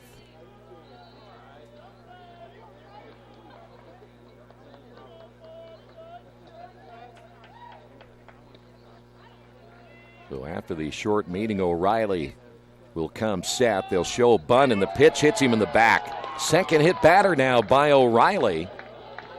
And that takes care of that equation pretty quick. No more guessing on what you're going to try to do, as now the Quakers have runners at first and second. And here is Ian Bach. Now batting number 5, Ian Bach. The right-hander throwing now for the Beavers. Tommy Seamer, 6'2" sophomore. And that's going to do it. Well, I'll tell you what, and I really think that for O'Reilly, he has pitched well here today, but again, they're not going to waste any time as a pitching change is on the way. We'll talk about that new pitcher coming up in just a couple of moments. Stay right there. This is Earlham Baseball on Radio Troy Digital Sports. Finding a used car dealership you can trust is not an easy thing to do, but for me, the choice was an easy one. I went to Tony's Car Sales in Richmond. I purchased my last 2 cars from Tony's and couldn't be happier with the service. They didn't pressure me, and they worked with me through the entire process. If you're in the market for a great used vehicle, get to Tony's Car Sales in Richmond, 250 National Road West, or give them a call at 962-5665, or go to their website, tonyscarsales.com.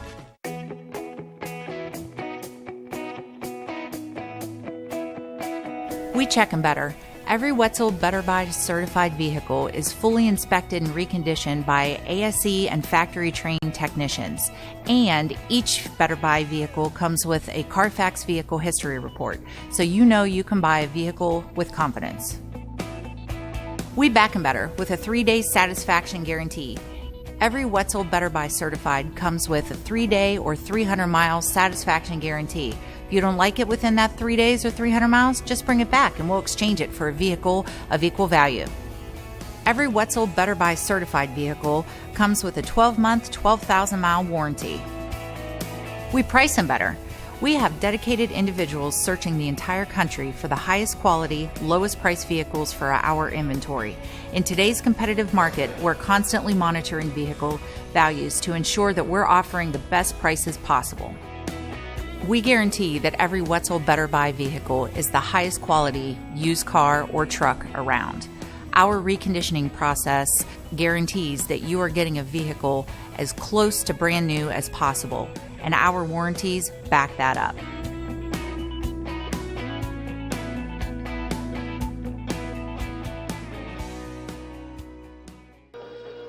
Taking over on the Valley sophomore with a 4.76 ERA, number 38, Tommy Seamer. Well, Tommy Seamer will take over. There you see Tommy wearing number 38. He enters tonight's contest with an ERA of 4.76. He's 0-1. This is his 8th appearance, 11 in the 3rd inning, 16 hits, 9 runs, 6 earned, 13 strikeouts, 5 walks coming into this one here tonight. He will now face Ian Bach with runners at first and second. Ian showing bunt. He'll pull back and the pitch is high and outside. 1 ball, no strikes.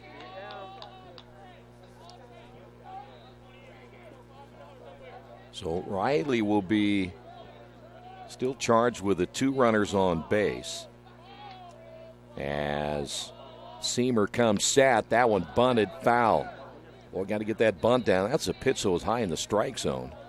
Probably Ian should have pulled back on that one. Now we can tell Seamer already is not making fans here in the press box. He is throwing dirt all over the place. Well, that's the only part of dirt we have. Be chucking it all over the mound like that.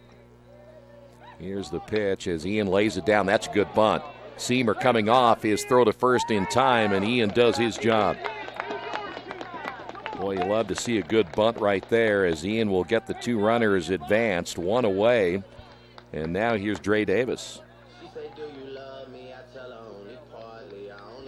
Now batting number 26, Dre Davis. Second time we have seen Ian sacrifice here tonight. There, look at that. Look at that. Seamer figures, I may not win this game, but I'm going to get rid of a lot of dirt.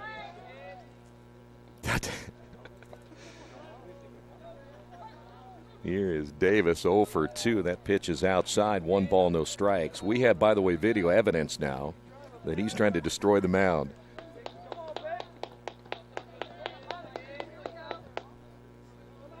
That's right.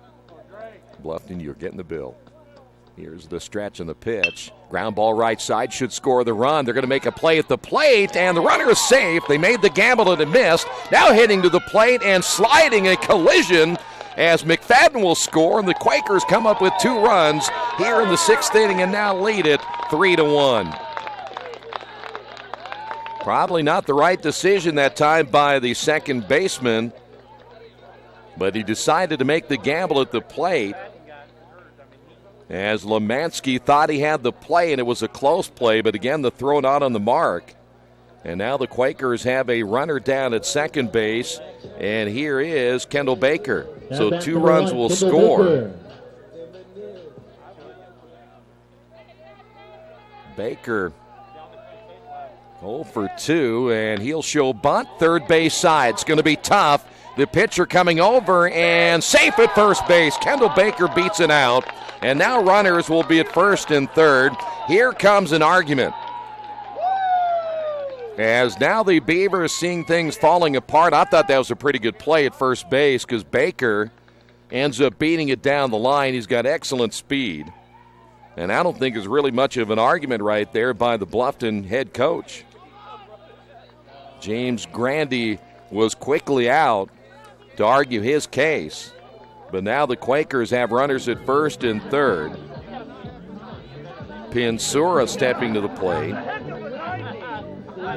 Now batting number 22. Even though the third baseman was coming in close, they knew the only play they were going to be able to make was Seamer. Lonzak had no chance to make the play. And now Pinsura, who has a base hit, runner takes off, and no throws. Baker steals that base easily.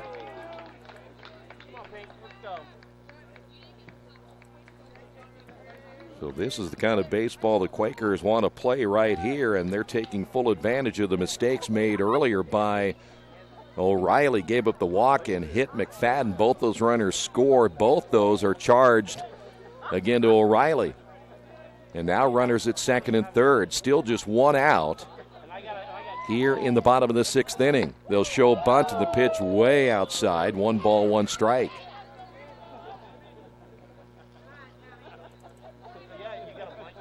Seamer once again.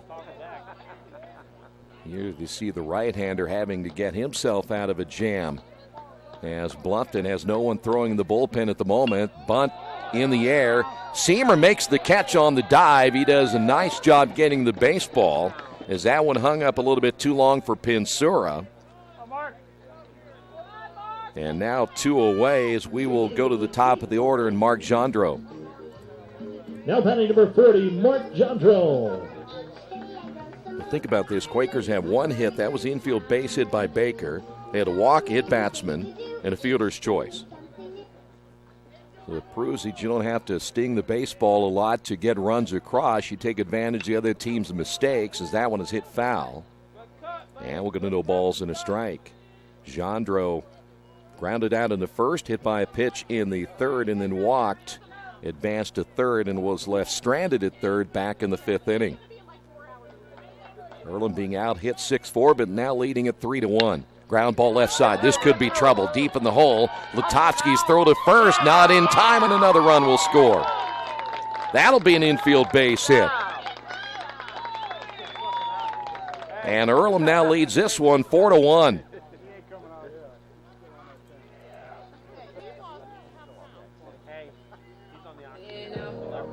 At bat number 33, Isaiah Here's Isaiah Shake. That would have been tough. And Gendreau, good speed. And now I would venture to say, watch him down at first base. 3 runs in the inning. The stretch by Seamer. And the pitch on the way is in there for a strike.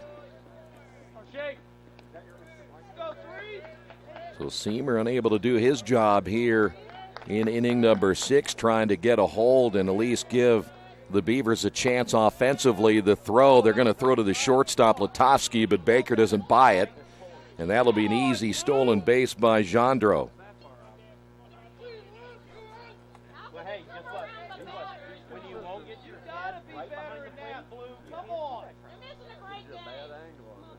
I think they called that a strike. Is it 0-2?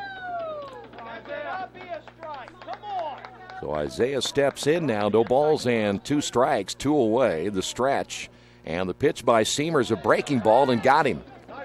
We will head to the 7th inning, but the Quakers pick up 3 runs. And on the Wesley Bates Wealth Management scoreboard, Earlham on top of this one, 4-1. Our community. It's where we live. It's where we work. It's where we play. At West End Bank, we're not just in the community, we're a part of the community. And that's why we support over 100 programs for local nonprofits and schools, including our financial literacy program that positively impacts countless students throughout the area. You bank locally, so we give back locally to watch people grow with endless possibilities.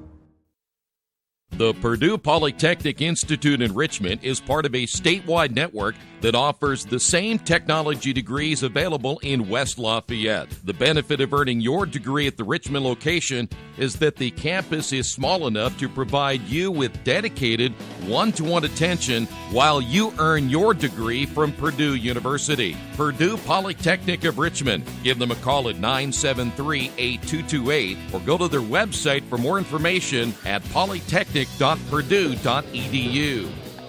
Well, Quakers lead at 4-1 as we head to the top of the 7th inning. Tonight's game brought to you in part by your Richmond area Subways.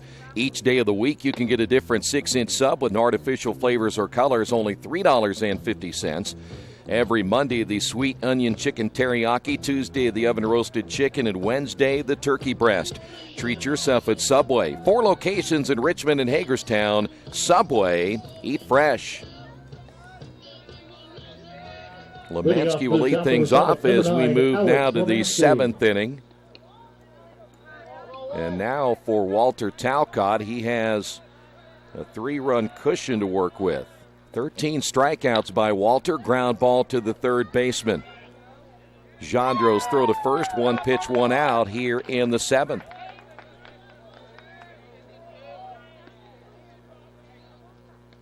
Lonzak will step to the plate, the number 8 hitter. He has struck out twice. With 1 out, now batting number 2, Chase Lonzak.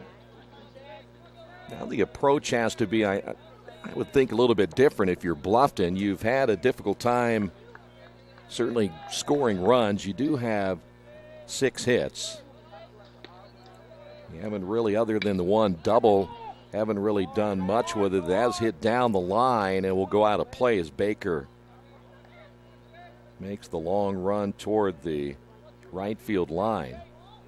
But you saw Lemansky go after the first pitch. You're kind of in a quandary now as whether you try to see that first pitch and think it's going to be a fastball, try to get a base hit so you can get on base, because now you're going to need runners, base runners. You try to wait in the count and make Talcott throw a few more pitches. That's fouled away. But you're in another situation where Lonzak is now down in the count at 0-2, which doesn't help your cause. Always seems like for Bluffton, you're talking about a no-win situation against Talcott. Walter gets the sign as the pitch on the way, grounded toward the third baseman. Gendro takes it on the high hop. The throw to first, tag late on, got him. Throws off the mark a little bit, but Gendro does a nice job down at third, staying with it. And, of course, coming off the bag at first is Danny Dopp, and there's 2 away. With 2 away, now batting number 27, Adam Duncan. Boy, Gendro knew he had to get rid of it quickly. That's a pretty good job by Lonzak getting down the line the way he did. Here's Adam Duncan. Again, Duncan, 2 hits. Not bad for a guy coming in hitting at 167.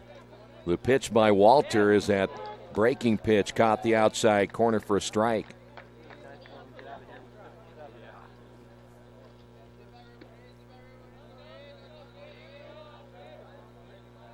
Walter shakes off the sign from Ian Bach, now set to throw the pitch on the way, and he came back inside.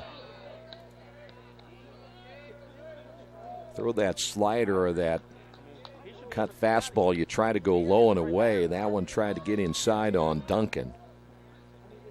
Now the count even at 1 ball and 1 strike. The pitch on the way, and there it is on the outside corner. It might have been a changeup that time. There wasn't a whole lot of pop on it at all, so he took something off that straight change, and now Duncan behind in the count of 1 ball, 2 strikes. And if I were Duncan, I would call time as well, knowing I'm down at 1-2.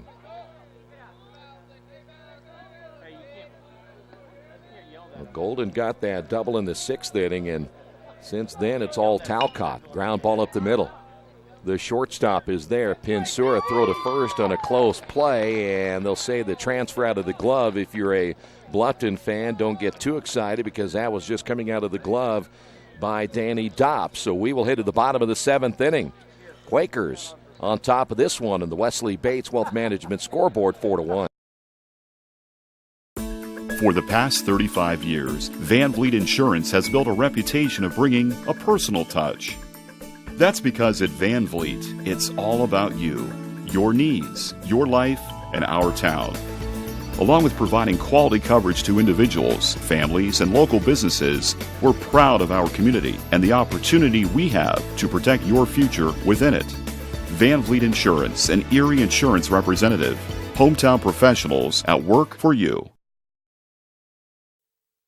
At First Bank Richmond, we provide you with an excellent banking experience. Whether it's personal checking, savings, mortgage loans, consumer loans, retail lending, or trust and investments, you can count on First Bank Richmond. First Bank Richmond has been serving the Richmond area since 1887. For more information, give them a call at 962-2581 or go to their website at firstbankrichmond.com. New pitcher now for the Bluffton Beavers, as we will look at the pronunciation chart the way we should. Andre DeAndrea. Taking over on the mound, number 50, Dante DeAndrea. So DeAndrea takes over for the Beavers here in the bottom of inning number 7. Quakers 3 runs in that 6th inning and now have a commanding, what you would consider a commanding 4-1 lead. See if we got some numbers here on Dante DeAndrea. He is 2-2 on the year. This is his 10th appearance.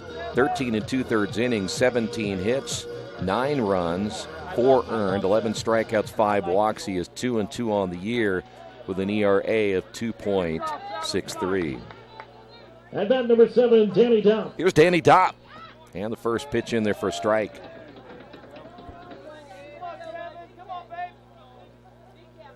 Danny 0 for 3. That sweeping yacker there misses inside. 1 ball and 1 strike. 12-6 curveball. As the right-hander set to throw, there it is again. Ground ball to the third baseman. Low throw, but a throw dug out by the first baseman anyway, and there's 1 away. Stepping up to the plate, number 31, Addison Robertson. Lonzak almost nonchalantly threw that ball over to first base. 1 away, and here's Addison Robertson. Addison 0 for 2 with a walk and a run scored. DeAndrea with a pitch, grounded again, hot shot. Lonchek dives and throws. This time makes a great play down at third base, robbing Addison Robertson of a possible base hit. And so 2 away. Great play by Lonchek. Here's McFadden. With 2 outs, now batting number 16, Andrew McFadden.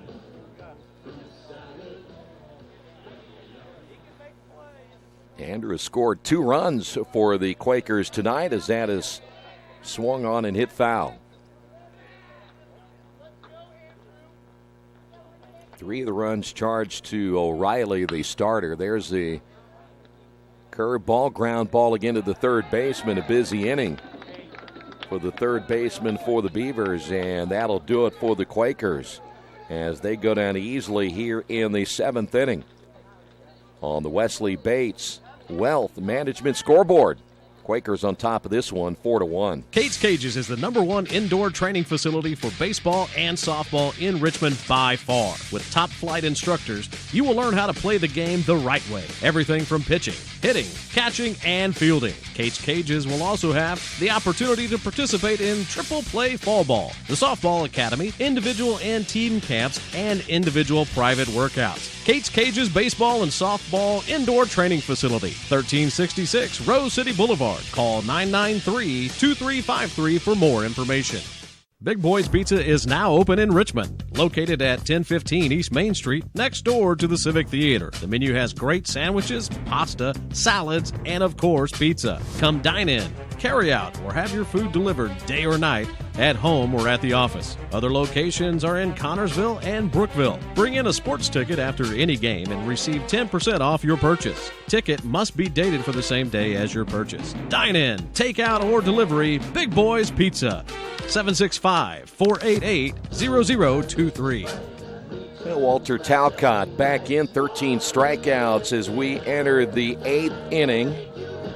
Walter again giving up just the 1 run and 6 hits so far here tonight. The Beavers will try to get to Walter here in the 8th. It'll be Rule to lead things off.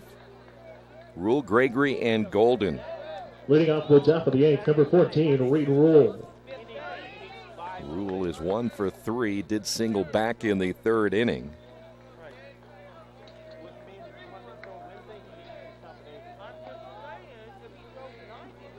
And Walter set to throw, and the first pitch on the way as there's that breaking ball again. And there's just not much you can say about the way that Walter has thrown here tonight. He has been on top of his game here through the 8th inning. Hit foul. And again, anytime you get ahead of the hitters at 0-2, the way he has here tonight, you're going to have a ton of success. Walter looks in once again and gets the sign from Ian Bach. Here's the pitch. Got him again. There it was. 14 strikeouts now by Walter Talcott. Rule has struck out twice. Now batting number 20, Colin Gregory. By the way, only one player in this lineup has not struck out against Walter. That's Adam Duncan, the number 9 hitter, and he has 2 hits. Gregory has struck out twice, 0 for 3. And Walter took something off that one. Way out in front is Gregory.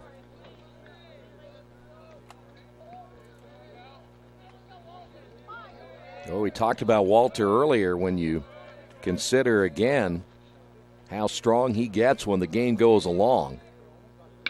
That one is going to be lifted. That'll be a base hit into left field and another bloop base hit. Hit number 7 now by the Beavers, and they get a man on here in the 8th inning, and that's going to bring up now Ryan Golden.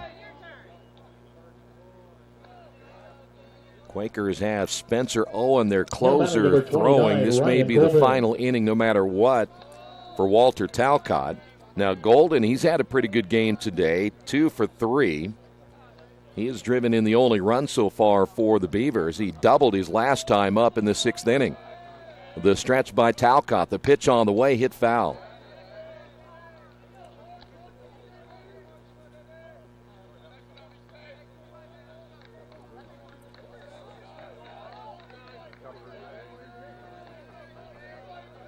Golden, a senior out of Findlay, Ohio. Left-handed hitter. And boy, again, he's had a pretty good season thus far for the Beavers, hitting at .367, leads the team in home runs and runs driven in. So Walter knows right here, got to be careful with his big left-handed bat as Bach sets up on the outside corner. The pitch sails away, 1 ball, 1 strike.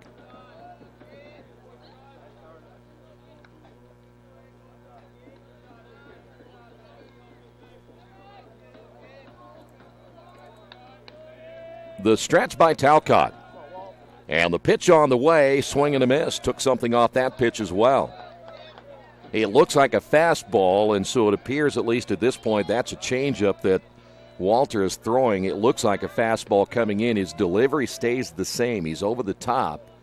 So really it's hard to tell what pitch is coming. There's that breaking ball. Got him again. So now you're talking about 15 strikeouts. And that'll bring up Lutovsky. 2 strikeouts in the inning, and with the 15 strikeouts, every strikeout from here on out is another in the record book for Walter Talcott. Here's the pitch on the way, and way behind again on the swing. Lutovsky so far tonight 0 for 2. He has struck out twice, does have a sacrifice back in the 6th inning. 2 away here in the 8th.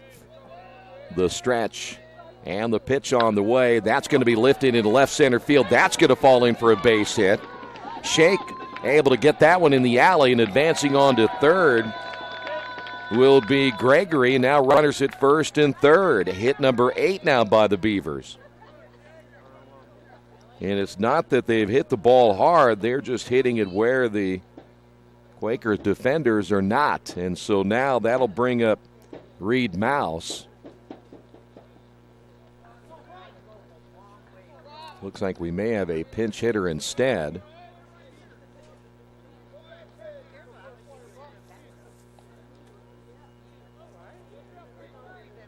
This is going to be Brock Waja. At bat number 48, Brock Waja. So Wajda will step to the plate here in the 8th inning. So Reed is done, at least for this one. 3 strikeouts. And now Walter's set to go to work. Time called as Wajda will step out. Wajda, only his 3rd game. He is 1 for 2, hitting .500 on the year. The stretch and the pitch, and it's inside. 1 ball, no strikes. Earlham crowd letting the home plate umpire know their displeasure in that call.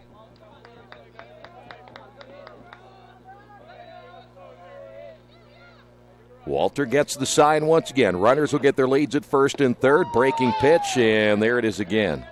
Boy, how'd you like to come off the bench? You've only had 2 plate appearances all year long. You have a chance here with runners at first and third, and you're facing Talcott, who's maybe throwing his best so far this year with the 15 strikeouts. The stretch and the pitch on the way, and that's a strike. Wajda thought maybe that was a little bit too high, and now he is behind at 1-2. A real tough situation here for Wajda to be put in. Just a freshman out of Columbus, Ohio. Here's the pitch. Got him. Wow. 16 strikeouts now by Walter Talcott. We will come back as the Quakers will try to add some insurance runs here in the bottom of the 8th inning on the Wesley Bates Wealth Management scoreboard. Quakers on top 4-1.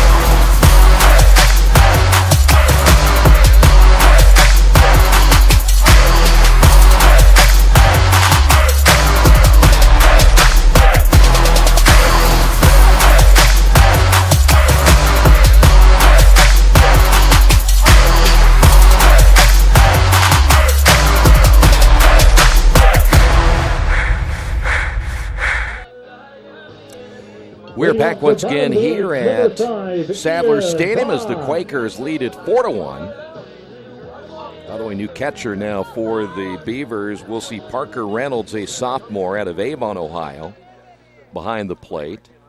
DeAndrea's first pitch on the way to Ian Box. Swing and a miss. Ian picked up a base hit back in the second inning. Game 1 of 2 here at Sadler Stadium. Quakers trying to get the first in the books in the 2018 season conference play as Ian falls behind at 0-2.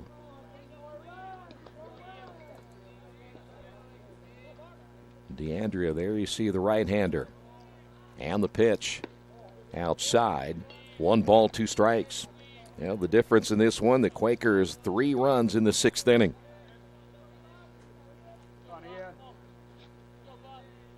The 1-2 pitch hit foul.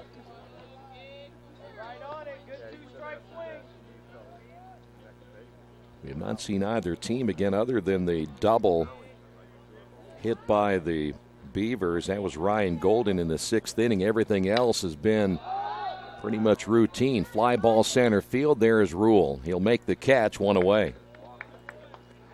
We have probably seen the last, though, of Talcott as Spencer Owen continues to throw in the bullpen. So if Talcott is done for the day, he will finish with 16 strikeouts. Here's Dre Davis.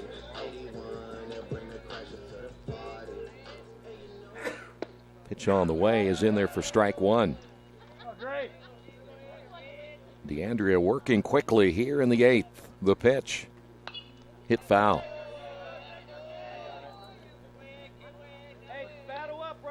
Dre 0 for 3 with a run scored.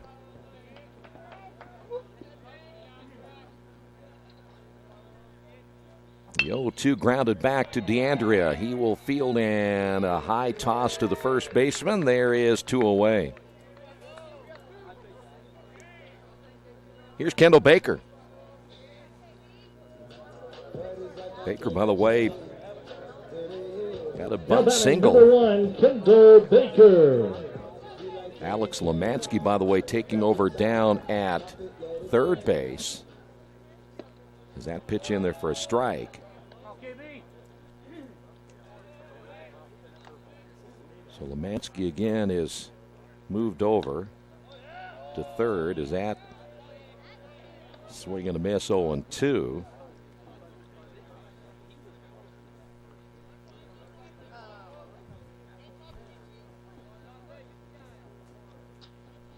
Looks like they've just changed the third baseman and the second baseman as Lonzak is over at second. Pitch is high and outside. 1 ball, 2 strikes.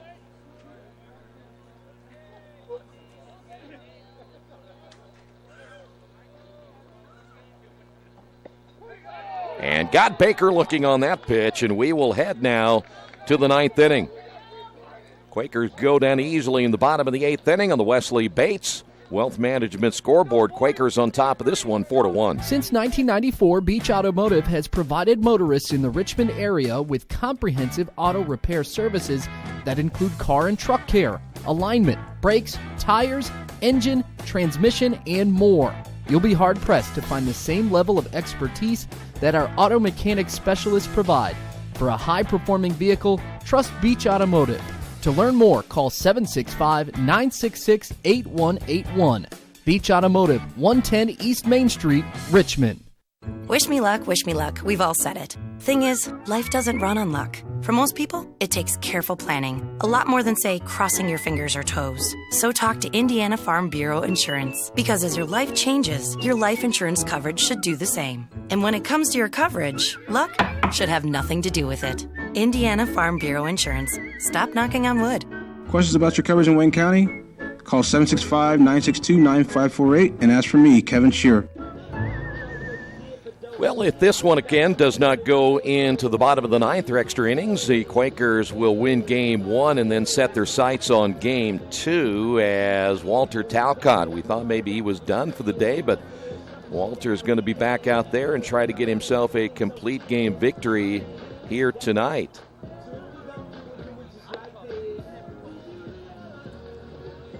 Walter, 16 strikeouts. Leading things off for the Beavers here in the top of the 9th inning. Off the top of the 9th, number 30, Lenny Winiarski. Winiarski will step to the plate. He is 1 for 3, singled back in the second inning. He also a strikeout victim in the 6th inning. Ground ball up the middle. That could get through, and it does. So leadoff single by Winiarski here in the 9th inning. That'll be base hit number 9 now.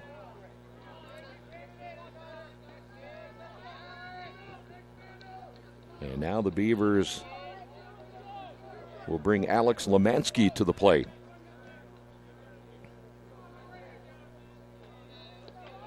Lemansky 0 for 3. At bat, number 9, Alex Lemansky. Walter comes set, time called, and Lemansky does the "I've got something in my eye" routine.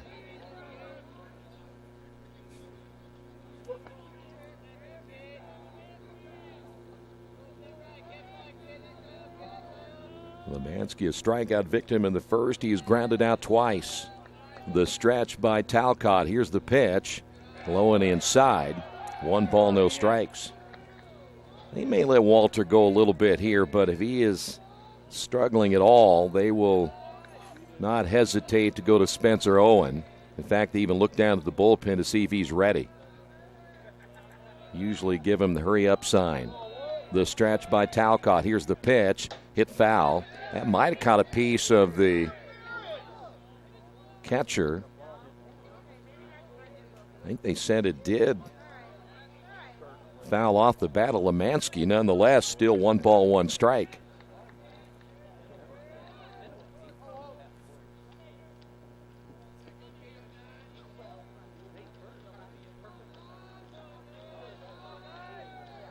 The stretch by Talcott. And the pitch on the way, swing and a miss. Well, that ball coming on a left-handed hitter, that's got to be really hard to even pick up in time. As well as that breaks. Now, he's been throwing that pitch to right-handed hitters. It'll break low and away, but now comes in on the hands of a left-handed hitter. Ground ball, this could be 2. There's 1 at second. Davis lost it in the sun, and everybody is safe. Pinsura got to it in time, but now runners at first and second. And no outs here in the top of the 9th inning.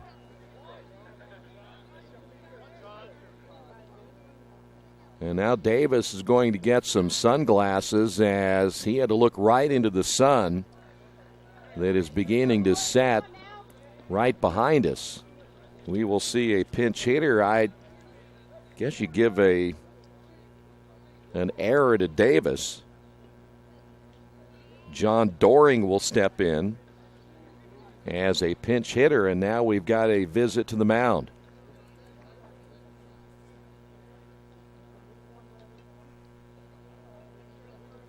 Now they're going to we're going to go ahead and make the move now. So the day is done for Walter Talcott.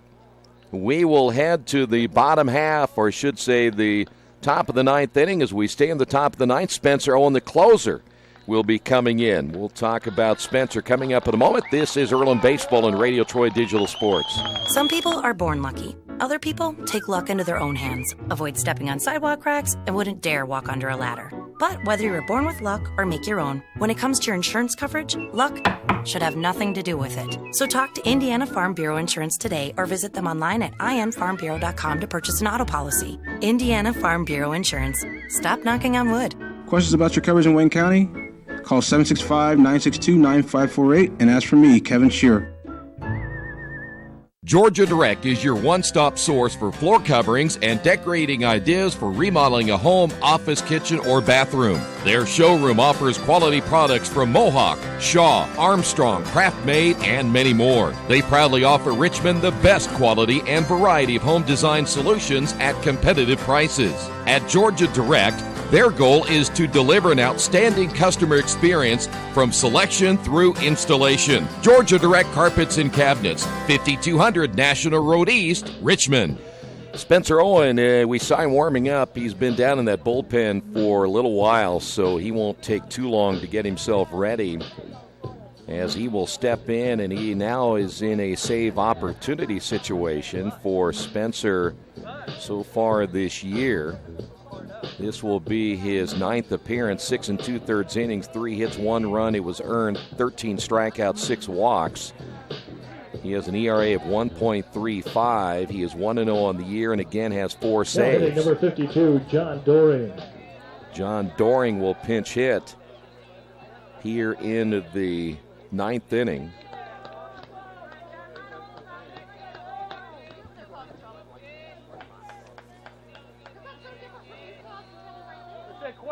Doring out of the great state of Michigan. Here's the stretch by Owen. The pitch. And it's in there for a strike. By the way, they did give Davis the error at second base.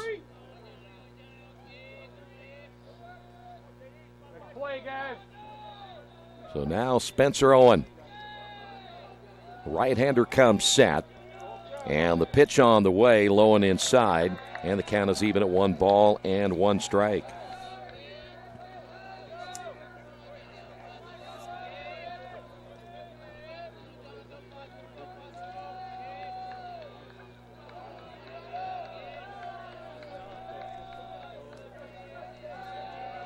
Here's the stretch and the pitch.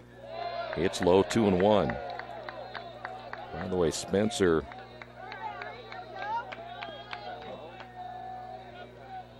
out of Bargersville, Indiana.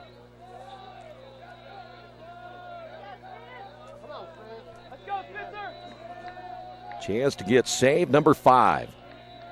Runners will get their leads at first and second. Doring back in. Here's the pitch, and it's high and outside, 3-1. Now we're making things a little bit too interesting here in the top of the 9th inning.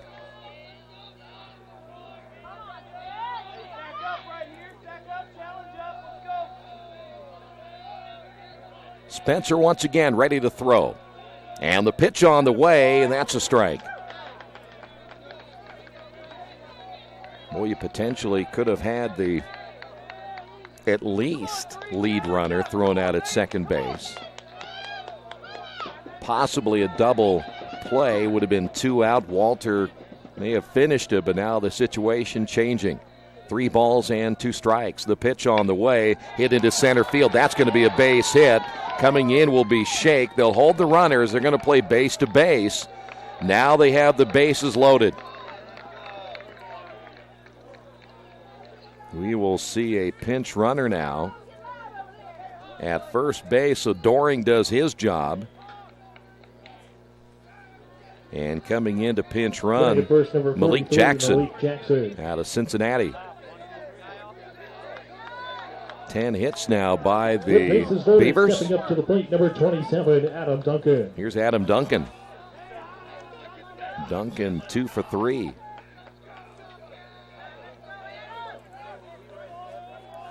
Spencer, you see him now work from the windup.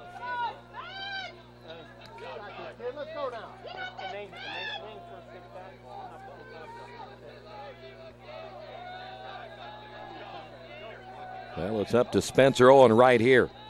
The stretch and the pitch. Good breaking ball in there for a strike, and he jumps out in front at 0-1. Duncan singled and scored in the 3rd. Singled in the 5th inning, stole a base, and then grounded out in the 7th. Good news here is you have a force at any base, potentially get a double play and get 2 outs. Even if a run scores, you're still up 4-2. The pitch up high. And the count is even at 1 ball and 1 strike.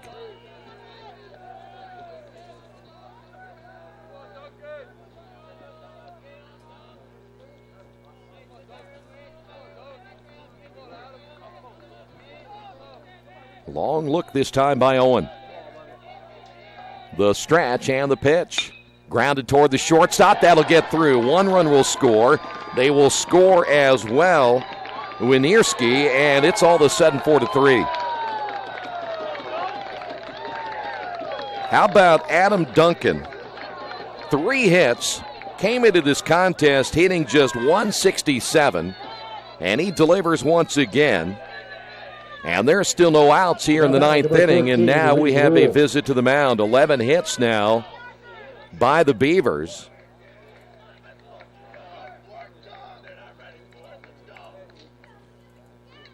And there you see the visit to Spencer Owen. Boy, you'd hate to see this one get away from the Quakers here in the 9th inning, but still no outs. And we're going to go to the top of the order.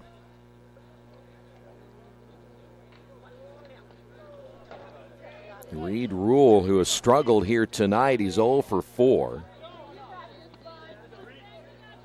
We have good speed down at second base now in Malik Jackson.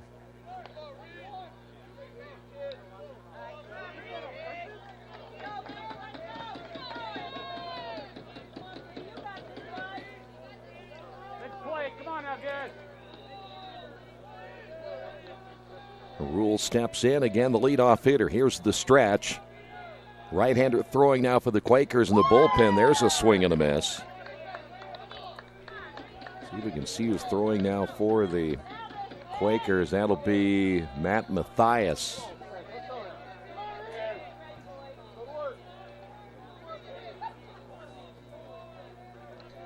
The stretch again by Owen.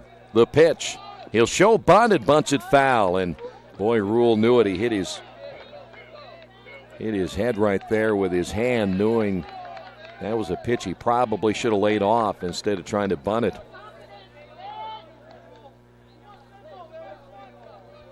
Jackson at second base. Duncan's at first.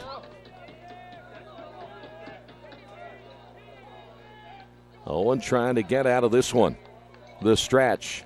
And the pitch on the way, grounded to the right side. That's going to get through.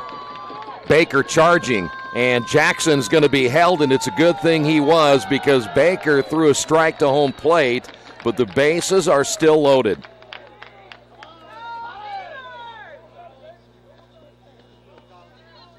That'll be hit number 12 off Earlham pitching. At bat, number 20. And here's Colin Gregory. And that may be it for Spencer Owen. Yep, that's going to do it. So the Quakers will go with Matt Mathias. We'll tell you about Matt coming up in just a couple of moments. The Quakers trying to hold on here in the 9th inning on the Wesley Bates Wealth Management scoreboard. Earlham on top of this one, 4-3. It's hit well. Goodbye. See you later. This one is no doubt about it. If your car's parked out there, be careful.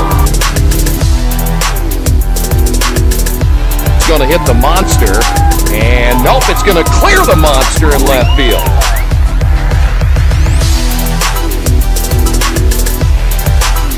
Popped him up. Right field. That'll do it. Quakers win it.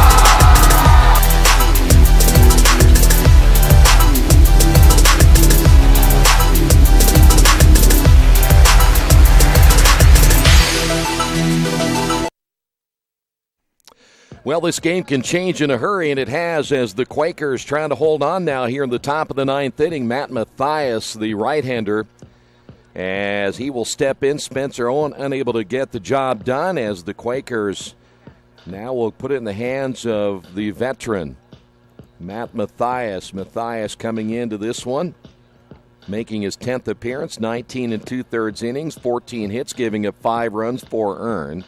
18 strikeouts and 7 walks. He is 2-0 on the year with an ERA of 1.83. And there you see Matt getting his final warm-up tosses, and he is set to go after his next 2. Boy, how quickly this game can change. This would be a real tough one for the Quakers to let this one get away. Boy, you got the meat of the order, though, coming up here for Bluffton. If you're the Beavers, you feel pretty good about this one. Gregory, Golden, Lutovsky all coming up. barring any pinch hitters.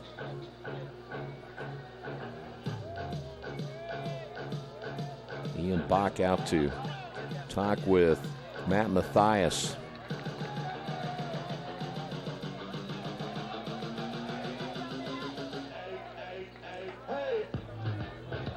So now Gregory steps in.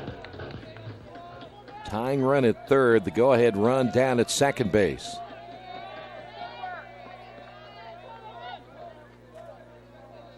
Bluffton battling back from 3 runs down here in the top of the 9th inning. The stretch by Mathias, and the pitch on the way drops in for a strike.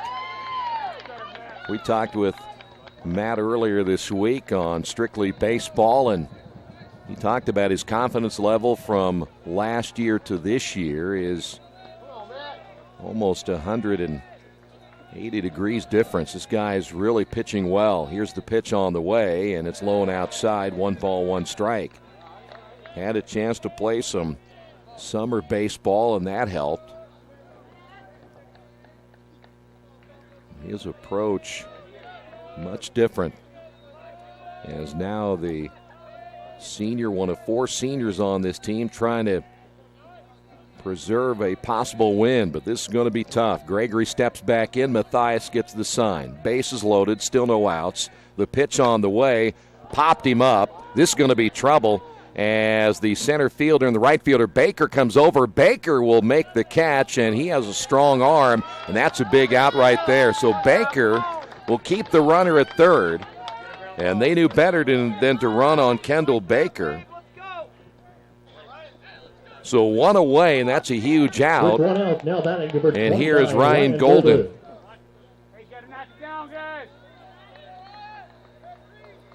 Well, the scouting report on Kendall Baker is, again, don't try to run on him. He'll throw you out, though that is not a gamble you want to make if you're down at third with a tying run. So the Beavers were not going to take a chance right there. The stretch by Mathias. Here's the pitch on the way, low and outside, 1-0. Golden, a couple of base hits, including that double in the 6th inning.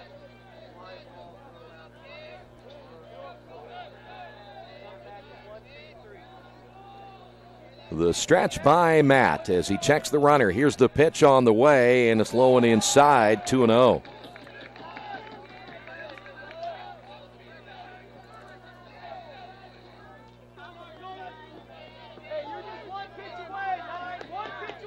Well, you get a ground ball right here, a possible double play, and get out of this first game. The stretch by Mathias. Bach sets up on the outside corner. The pitch grounded to the third baseman. The throw to the plate, get the out there, and they'll hold it as Jandro gets the out. They'll get 1. So now 2 away. Boy, that's exactly what the Quakers needed right there. They get Jackson at the plate. Golden, the fielder's choice. Letkovsky will step to the plate now with 2 outs. Mathias a chance here to get a huge save. Bases stay loaded here in the top of the 9th inning. 4-3 Quakers on top, and time called as Letkovsky steps out.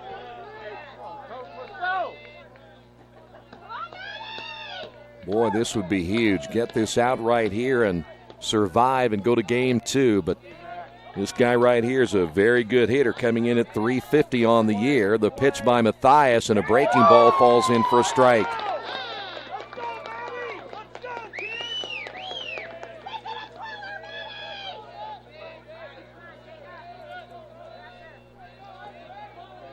Runners will get their leads, first, second, and third, 2 away. No balls and a strike. Letkovsky back in. Mathias with the pitch on the way, missed low. And the count is even at 1 ball and 1 strike.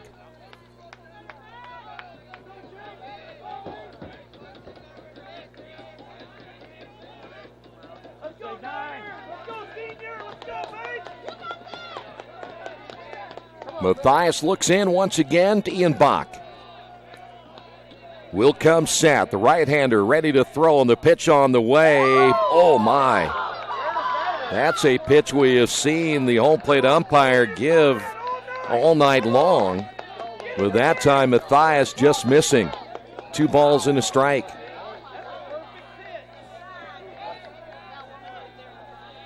Bases remain loaded. Matthias with the late kick and the pitch, swing and a miss. And now we're 1 strike away. 2 balls, 2 strikes, 2 outs, bases loaded. Quakers leading it by 1. Boy, who's going to crack first right here? Matthias shakes off that sign from Ian Bach. Now set to throw. He'll come set. Here's the pitch on the way and fouled off, just getting a piece of it. Latkovsky stays alive and will stay at 2 balls and 2 strikes.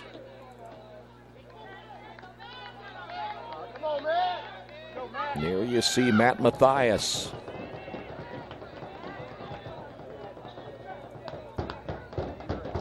Another big pitch right here. And a huge pressure situation on both sides. Here is the break-even pitch on the way. Grounded up the middle and diving the shortstop. Pinsur can't get it. 1 run will score. 2 runs will score. And the Beavers now lead it 5-4. Boy, that one just barely getting through, but Latkovsky does his job.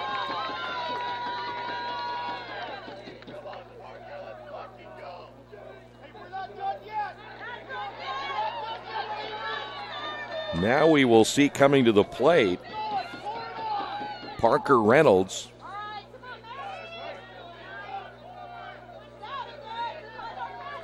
Boy, how big is that on a ball that wasn't hit really well, but just hard enough to get through. And now the Quakers trail at 5-4 here in the top of the 9th inning. You get it down to a 2-2 count, and this game can humble you really, really fast. So now Earlham will have to rally in the bottom of the 9th inning. Here's the pitch by Matthias, in there for a strike. At bat number 31, Parker Reynolds. Reynolds came in for Reed Mouse. After Mouse struck out 3 times. Golden down at third. Latkovsky now at first base. 4 runs here in the 9th inning. The stretch. And Matthias ready to throw. The pitch on the way. This one's going to be hit to right field. That's going to fall in. Another run will score. Heading to third is Latkovsky. And the inning continues for the Beavers. 5 runs in the inning.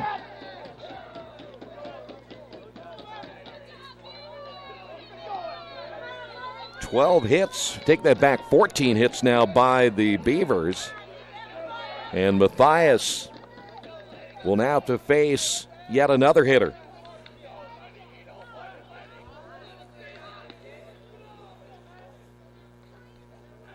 And now we see the catcher Ian Bach out talking with Matt Matthias. There is no one throwing in the Quaker bullpen, so this is going to be up to Matthias to finish this out. Winierski will step to the plate now. He has a couple of base hits. So Walter Talcott, no decision here today despite striking out 16. The stretch and the pitch on the way drops in for a strike.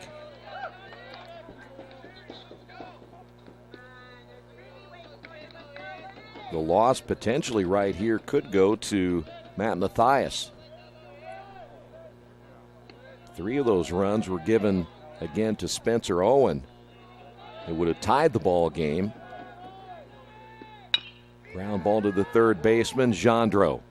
Throw to first, and it's wide, and that'll be a throwing error, and another run will score. The inning's going to continue. And the Quakers falling apart here in the top of the 9th inning.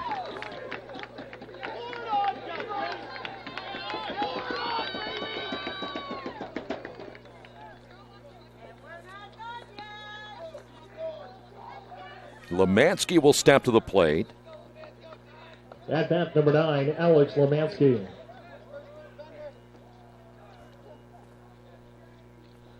Now you see the Quaker infield over to talk now with Matt Mathias, who now potentially should have been out of the inning, and just like that, you're down 7-4. Quakers have given up 6 runs here in the top of the 9th inning.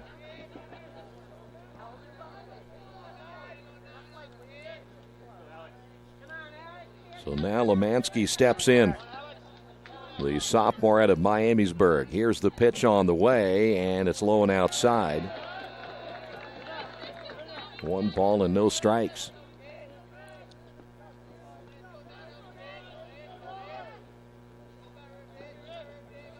Now we have to look to the bottom of the 9th inning. Quakers will go 9-1-2. The stretch and the pitch on the way, and it caught the outside corner for a strike, and we're even at 1-1.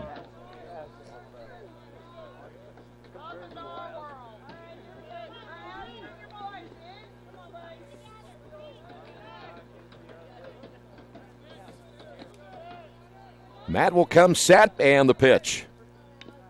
Foul tipped. And we'll go to 1-2.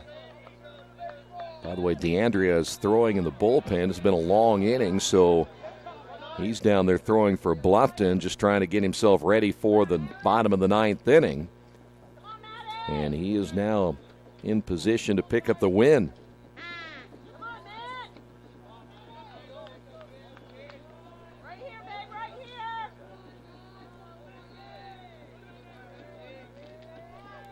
One ball, 2 strikes. Runners again at second and third. Mathias comes set in the pitch. And he missed outside, 2-2.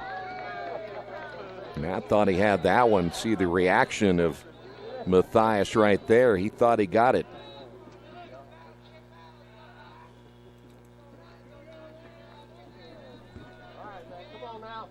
Well, this might be the one inning where you look at the 6 runs given up. It's been a long time since you've seen an Earlham baseball team give up 6 runs in an inning in a key game like this. Gendreau, his throw to first is in time, and the inning finally over.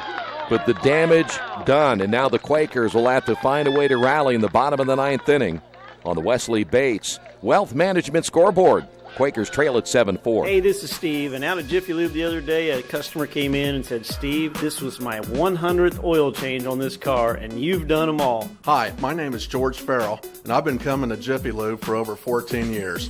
I recently just had my 100th oil change. I'd like to thank Steve Funkhauser and his staff for the great service that they've provided me over the years. Thank you to all, and I would recommend anyone to come to Jiffy Lube to get their car serviced. Jiffy Lube, #1 in customer satisfaction for a reason. Little Sheba's Restaurant and Zini's Place. Come join us in Richmond at 175 Fort Wayne Avenue or at our newest location in Centerville at 129 East Main Street. Grab one of our gourmet pizzas, a deluxe sandwich, steak or fresh salad, and an ice cold beer or your favorite wine. Featuring live music every Tuesday, Friday, and Saturday, plus more in our smoke-free environment. 10% discount with a valid student ID. It's better than being home. Well, if you stepped away for the top of the 9th inning thinking maybe the Quakers had it all wrapped up, well, guess what? That wasn't the case. The Beavers score 6 runs, and now they're in command as we move to the bottom of the 9th inning. New second baseman, I believe, now for the Beavers, as looks like Rogan has come in. At bat for the Quakers, number 25, Michael Johnson. Here's Michael Johnson. He will hit in the number 9 spot. There you see the right-hander DeAndrea once again, chance to get the win.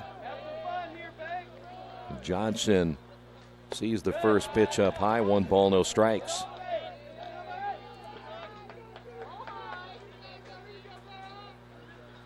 That pitch in there for a strike. DeAndrea working quickly. He's going to get the sign, but Johnson says that's a little too quick for me as he calls time. Michael hitting at .286 on the year. And the right-hander's pitch is on the way. Swung on and foul tipped, held on by Reynolds. And Johnson now down on the count of 1 ball, 2 strikes. Bottom of the 9th inning. Game 1. Here's the pitch. That one gets away. 2 balls, 2 strikes. Probably looking at about 30 minutes between the finish of this one and the start of game number 2, as Kyle Gorman will go for the Quakers in the second game. There is Johnson, swing and a miss, 1 away. You're getting to be a big boy. Here is Jandro. Now batting number 40, Mark Jandro. Mark with a base hit tonight. That came back in the 6th inning. That was part of a 3-run 6th inning. It put the Quakers ahead 4-1. Pitch low and inside, 1 ball, no strikes.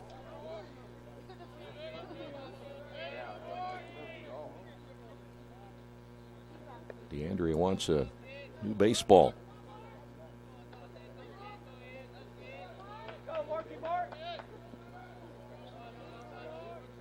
Here's the 1-0 pitch in there for a strike, and for the Earlham fans, and maybe a little shock here tonight when you watch a 3-run lead disappear in the 9th inning. There's that 12-6 curveball again, and he has thrown that pitch pretty well. Got a little rhythm going right now. Sensing he'll pick up a victory here tonight, Reynolds sets up on the outside corner. DeAndrea's pitch is hit foul. We'll stand 1 ball and 2 strikes.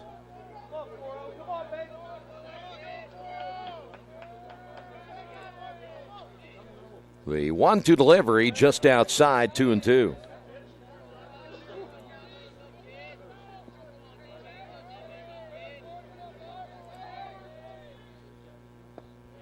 Pitch low, 3 balls and 2 strikes. By the way, Bluffton, after 6 innings, when they have the lead, they're pretty good at 8-0. When they've been trailing, they're 3-5. This would put them at 4-5 on the year. They've come back late in 3 previous ball games. That's hit foul. And we'll stay at 3-2.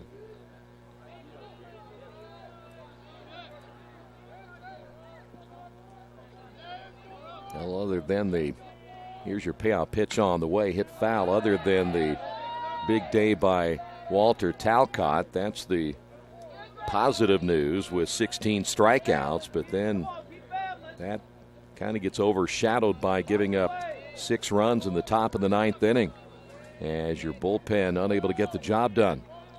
Here's your payout pitch once again, hit foul, and Mark hanging right in there as he continues to battle here in the bottom of the 9th inning.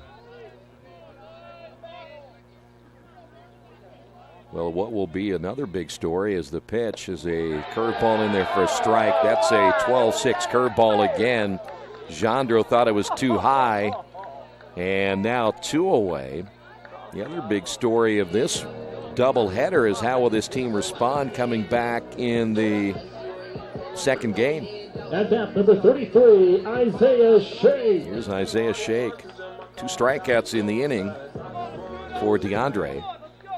And Isaiah steps to the plate. Quakers down to their final out. Time called.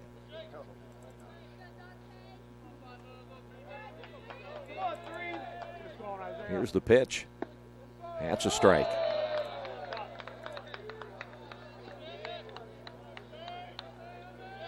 This would be the 3rd win of the year by the right-hander, and now the Quakers down to their final out of the ball game. And their final strike right here is Isaiah at 0-2. Here's the pitch on the way, just outside. 1 ball, 2 strikes. Quakers now in danger of falling to 14-5. They started out this season winning all 11 games at home.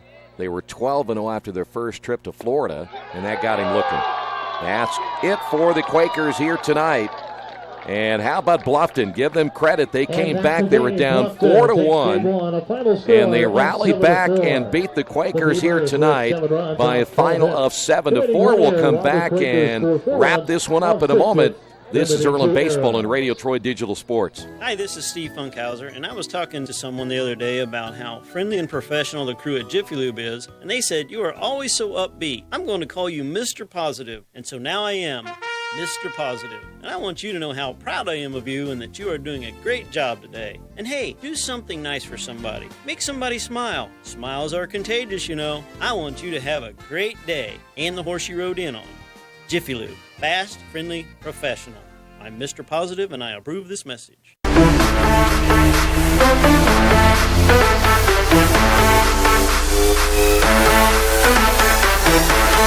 Popped him up.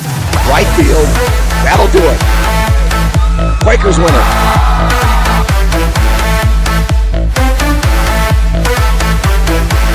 It's going to hit the monster. And nope, it's going to clear the monster in left field.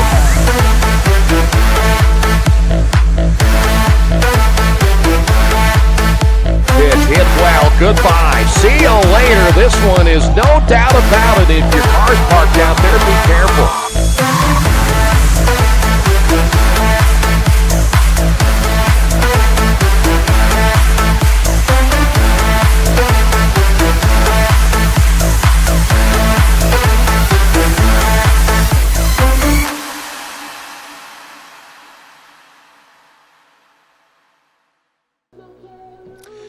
We're back one final time. The next game is scheduled to start at around 8:10 as the Quakers lose game one by a final of 7-4.